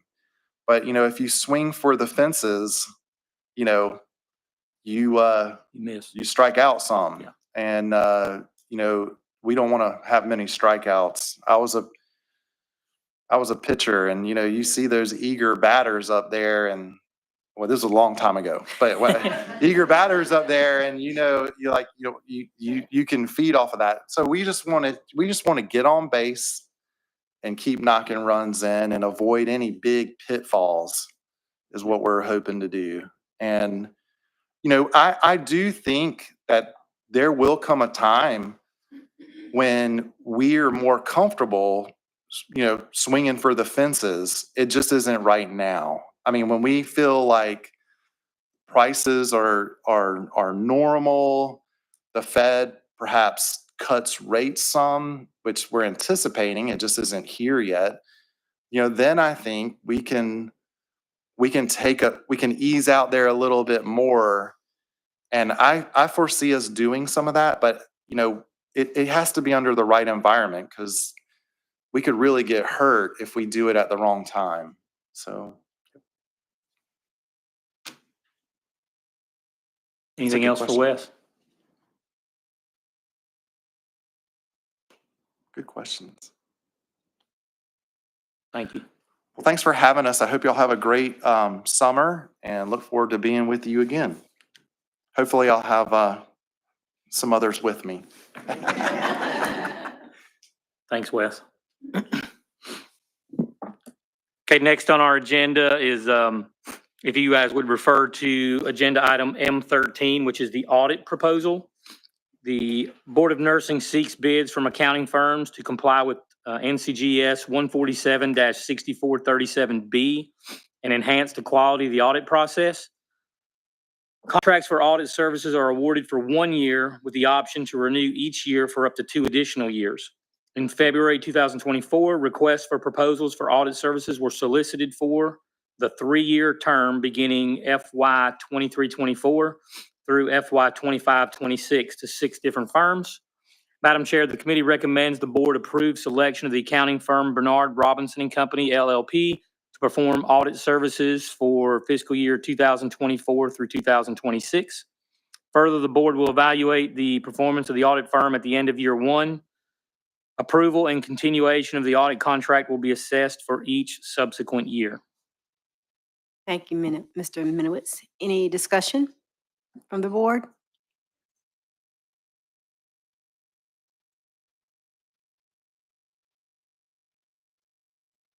All right, hearing none, because this is a committee recommendation, we do not need a motion, but we do need a second. Do I have a second?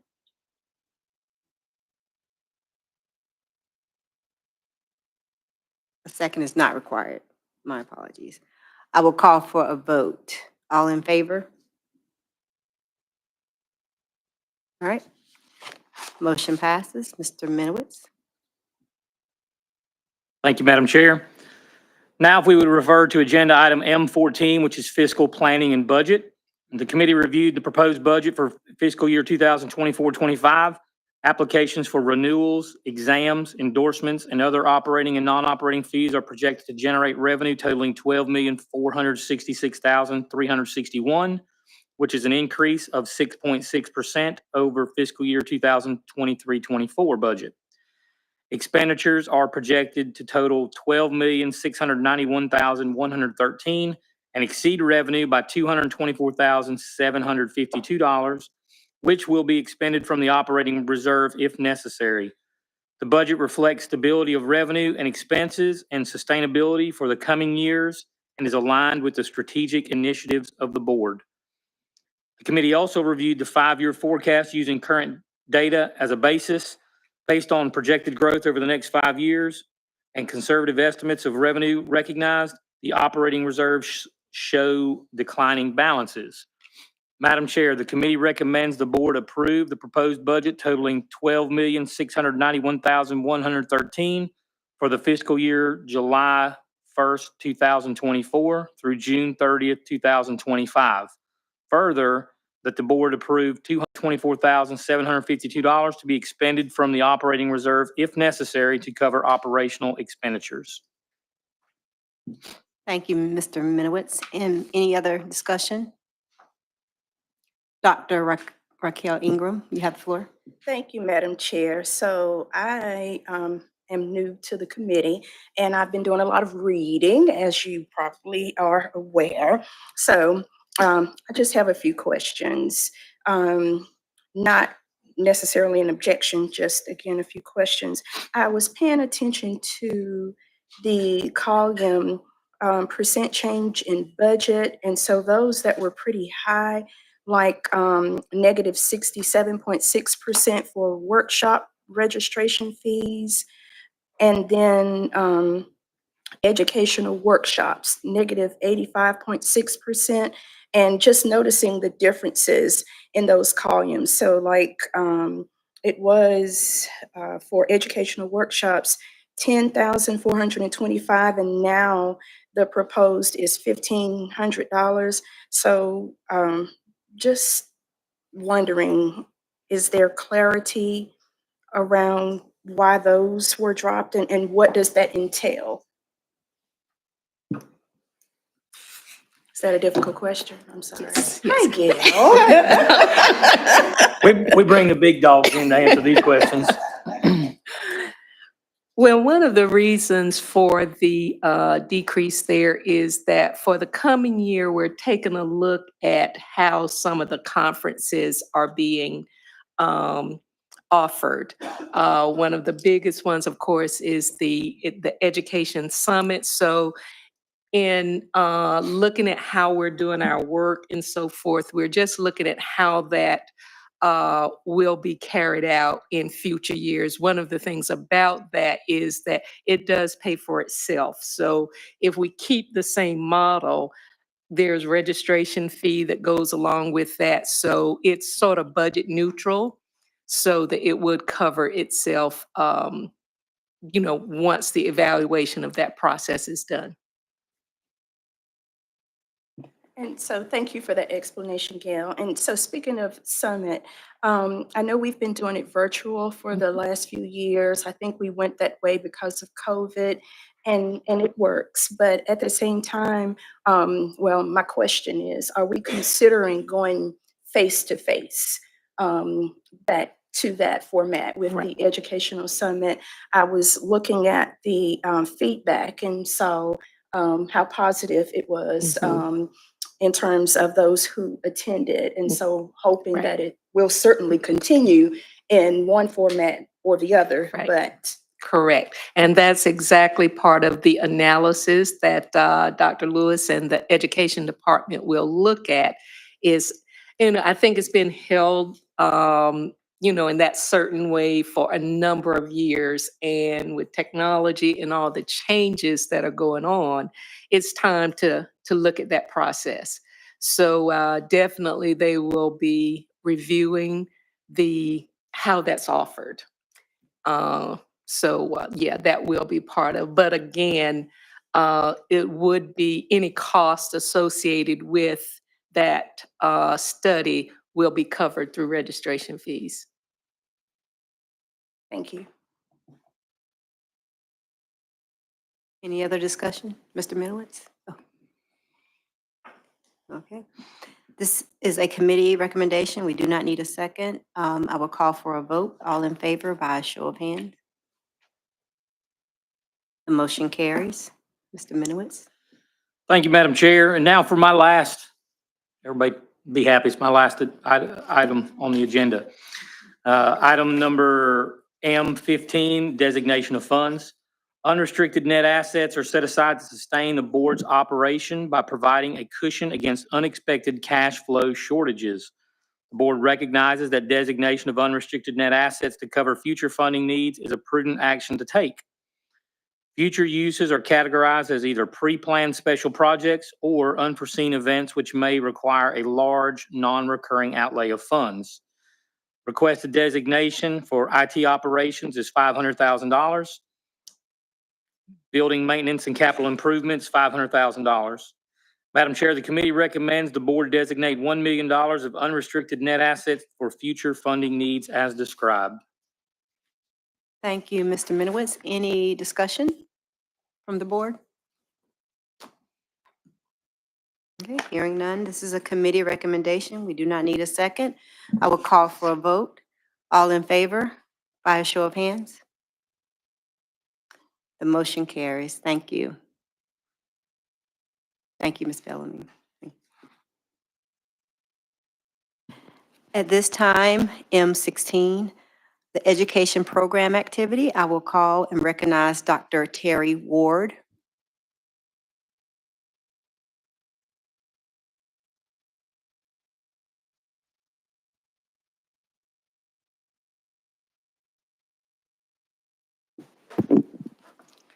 Madam Chair, members of the board, I am presenting Stanley Community College Practical Nursing Program and approval for establishment of the nursing program initial.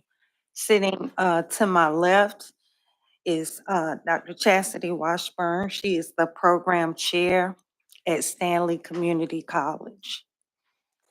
The North Carolina Board of Nursing received an application from Chastity Spate Washburn, Program Director with Stanley Community College, to establish a PM program. The application was received in October of 2023, and it included information to support the establishment of the PM program. The proposed PM program requires 45 credits, 15 non-nursing and 30 nursing credits to be completed across 3 semesters. The maximum total proposed enrollment is 24 students. The proposed date for admission of the first class is fall 2024, with the first cohort expected to graduate in summer 2025. The proposed program will be physically located at Stanley Community College in Locust, North Carolina. The application demonstrates evidence of the proposed student population, projected enrollment, evidence of learning resources to implement and maintain the program, and financial resources adequate to begin and maintain the program. The current physical facilities adequately support the program's needs for students and faculty. Stanley Community College has the authority for degree granting from SACS, the Southern Association of Colleges and Schools Commission of Colleges, the Board of Trustees of the college. The authorizing authority approved the program's implementation. Ms. Washburn, the program chair, is qualified to fulfill the role of program director from Stanley Community College. There is a plan for up to 1 full-time and 2 additional part-time faculty as needed to provide adequate instructions for students enrolled. The status of the other program at the institution is as follows. Stanley Community College currently has an associate degree program with full approval status. The approved enrollment for the ADN program is 108 students, and the current enrollment of the ADN program is 62 students, and the current NCLEX pass rate is 96%. The application included the proposed total curriculum.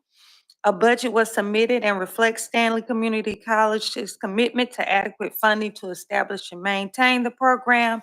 And there are available support services for admission, financial, library, secretarial aspects of the program, and they are available through the existing entities described in the application and are adequate to support the program. The proposed program identified clinical agencies that indicate approval for utilization of their facilities. At the initial survey, which was conducted on January 30th, 2024, current facilities and plans for enrollment capacity are sufficient, and there were no recommendations as a result of the initial survey. Based on the application submitted and the review of the program, the recommendation for board action is as follows.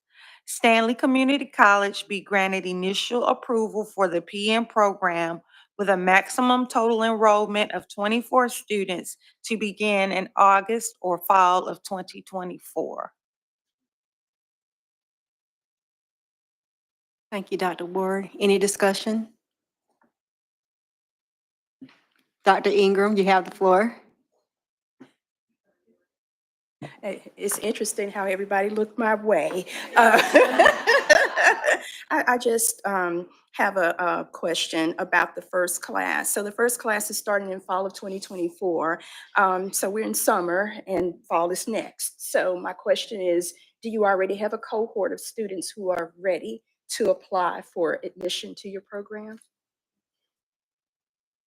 We do. We have students already in the pipeline, just because we also admit in our regular ADN group. And those that were not successful in meeting those admission requirements are then a direct pipeline, as well as we have, there's been chatter in the community. So we have an interest list that's already been developed. And so after I leave this meeting, that interest list will either come to fruition or will be no more. So they're waiting on your response. Yes, well, hopefully it will come to fruition. Thank you. Thank you. Any further discussion? Thank you, Dr. Ingram, and thank you. All right, hearing none, I will call for a motion to approve the staff's recommendation. Do I have a motion?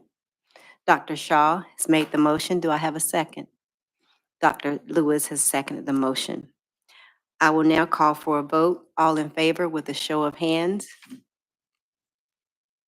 The motion carries. Congratulations. Came through fruition. Thank you.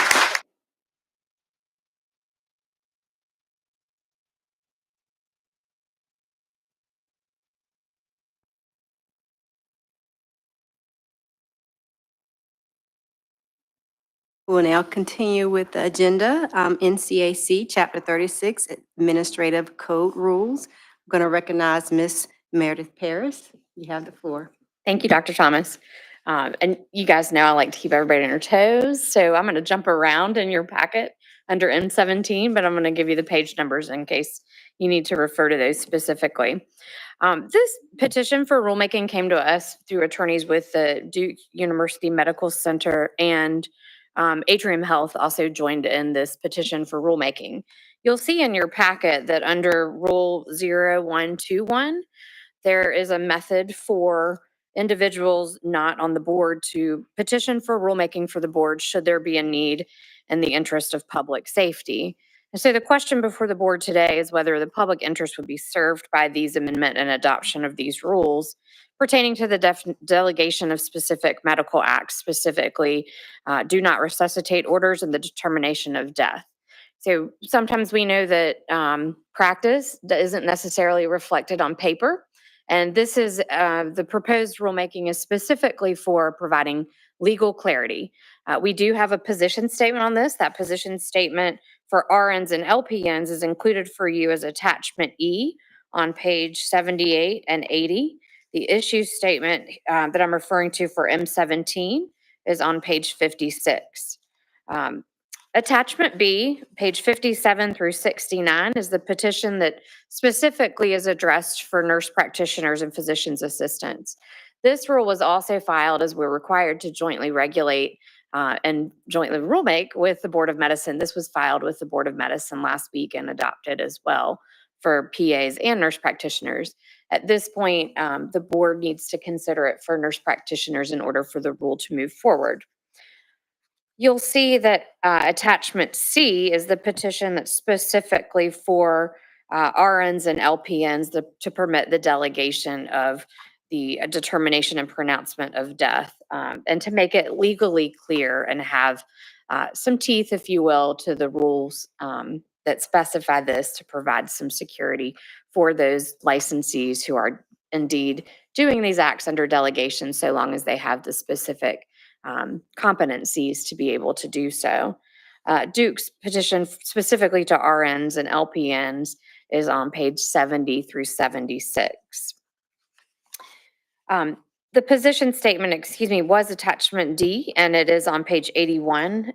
The position statement, again, only deals with RNs and LPNs and just reaffirms that it is within the legal scope of the RN and LPNs, provided that they have the requisite knowledge and competencies to be able to determine and pronounce death following an assessment, and being able to identify the presumptive and conclusive signs of death, and inclusive that the agency policy has been adopted to permit such delegation. If you'll notice on page 78 through 80, the draft of the rule language has been provided for you board members. At this time, staff would be recommending the adoption, that you direct staff to proceed with rulemaking in order to amend and adopt these two rules, specifically 0810 and a new rule 0229, specifically for determination and pronouncement of death. Thank you, Ms. Paris. Any discussion? Dr. Ingram? Okay, I had a lot of coffee. So for clarity, Meredith, thank you for the presentation. The LPN and the RN, we are already able to determine and pronounce. And so are we seeking the legal clarity to include the NP? So the NP is specific to DNRs more often than not.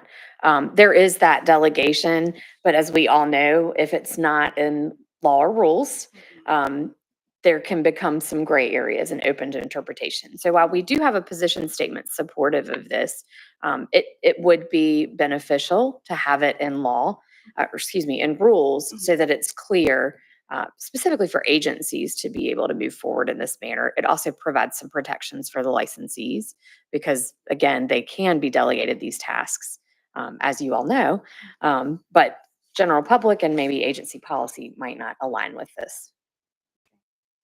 And so I guess my other question, maybe it was more of a statement because the NP is an RN, but thank you. Yes, and that is specific because in my discussions with the attorneys, they wanted it clear more for DNR orders and that it be inclusive in not only the agency policies, but also under a collaborating provider agreement. Again, more, so as you said, perfectly for legal clarity. Yes, clear is kind. Thank you both. Any other discussion? All right. I will call for a motion to accept the staff's recommendation. Do I have a motion? Ms. Jepson has made a motion. Is there a second? Dr. Ennis has seconded the motion. Any discussion, further discussion? I will call for a vote. All in favor by a show of hands? All right. The motion carries. Thank you. This time, M20, Election of Nominating Committee. I would recognize Ms. Arlene Imes.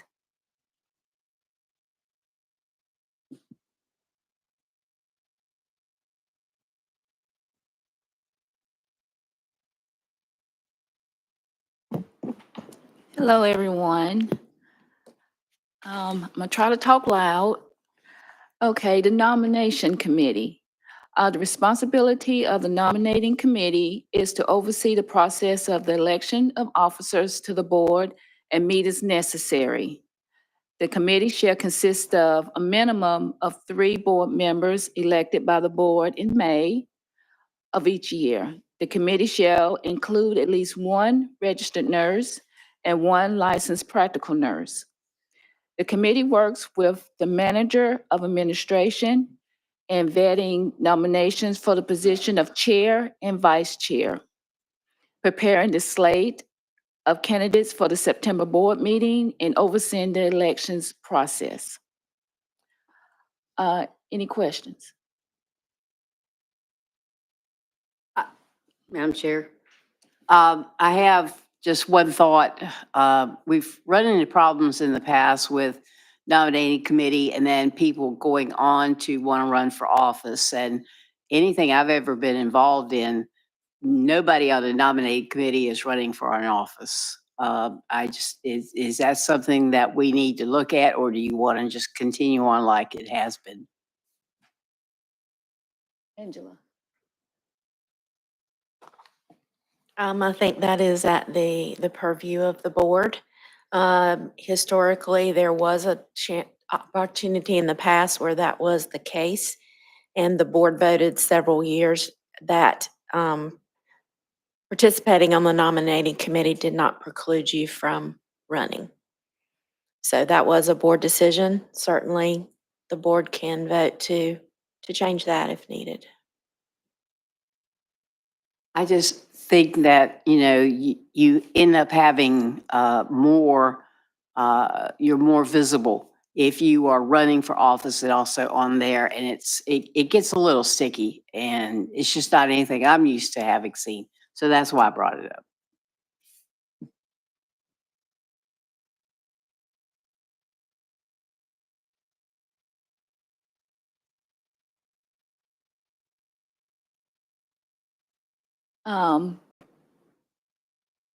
Madam Chair, the floor is open for nominations to the 2024 nominating committee.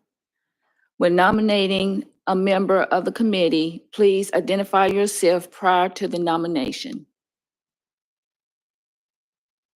Thank you, Ms. Imes.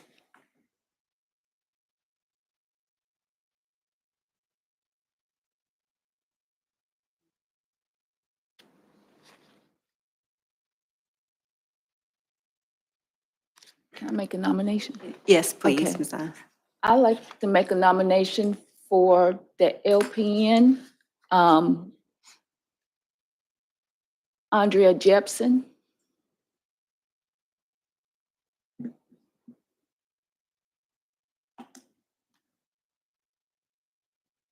Committee? Okay. Andrea Jepson. Any other nominations?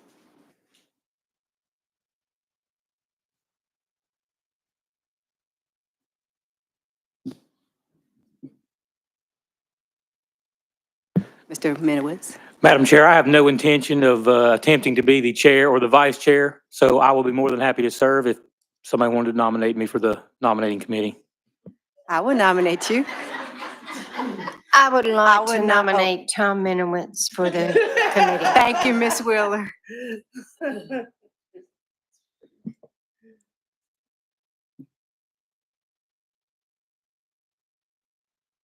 Madam Chair, we now need an RN.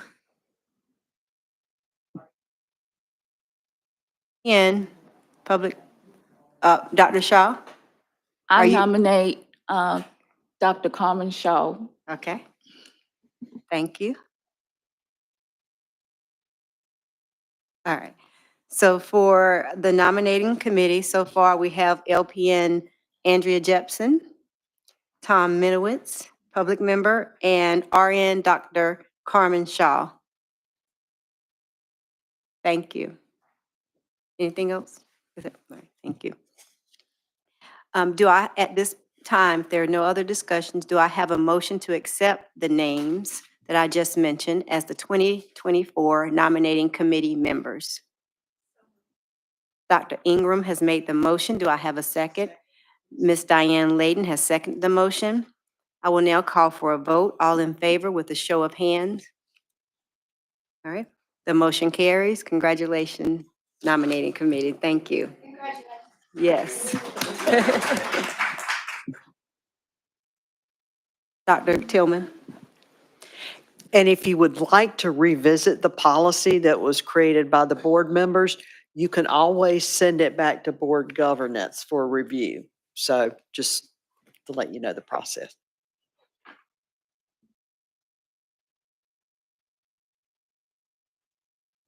Thank you, everyone.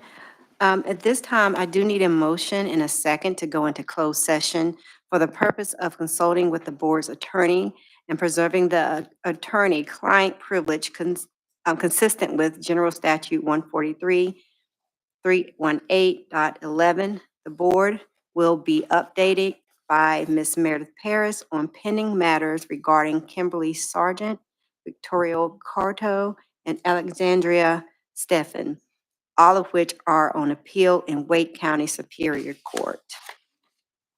Do I have a motion? Mr. Tom, thank you, Mr. Tom Minowitz. Do I have a second? Dr. Lewis has seconded the motion. All in favor with a show of hands? All right, we are now in closed session. The public is excused from the boardroom and YouTube stream until the board goes back into open session. Thank you all.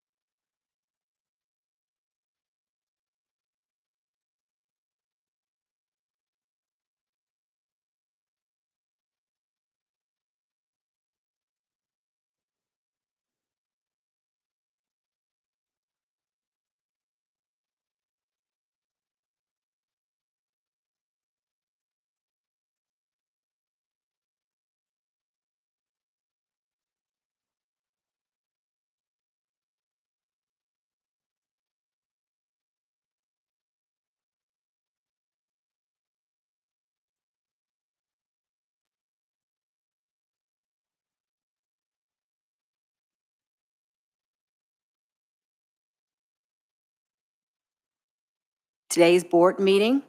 Do I have a motion to adjourn?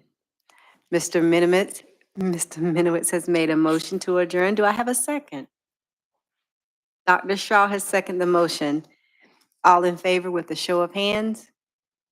The motion carried. This board meeting has adjourned.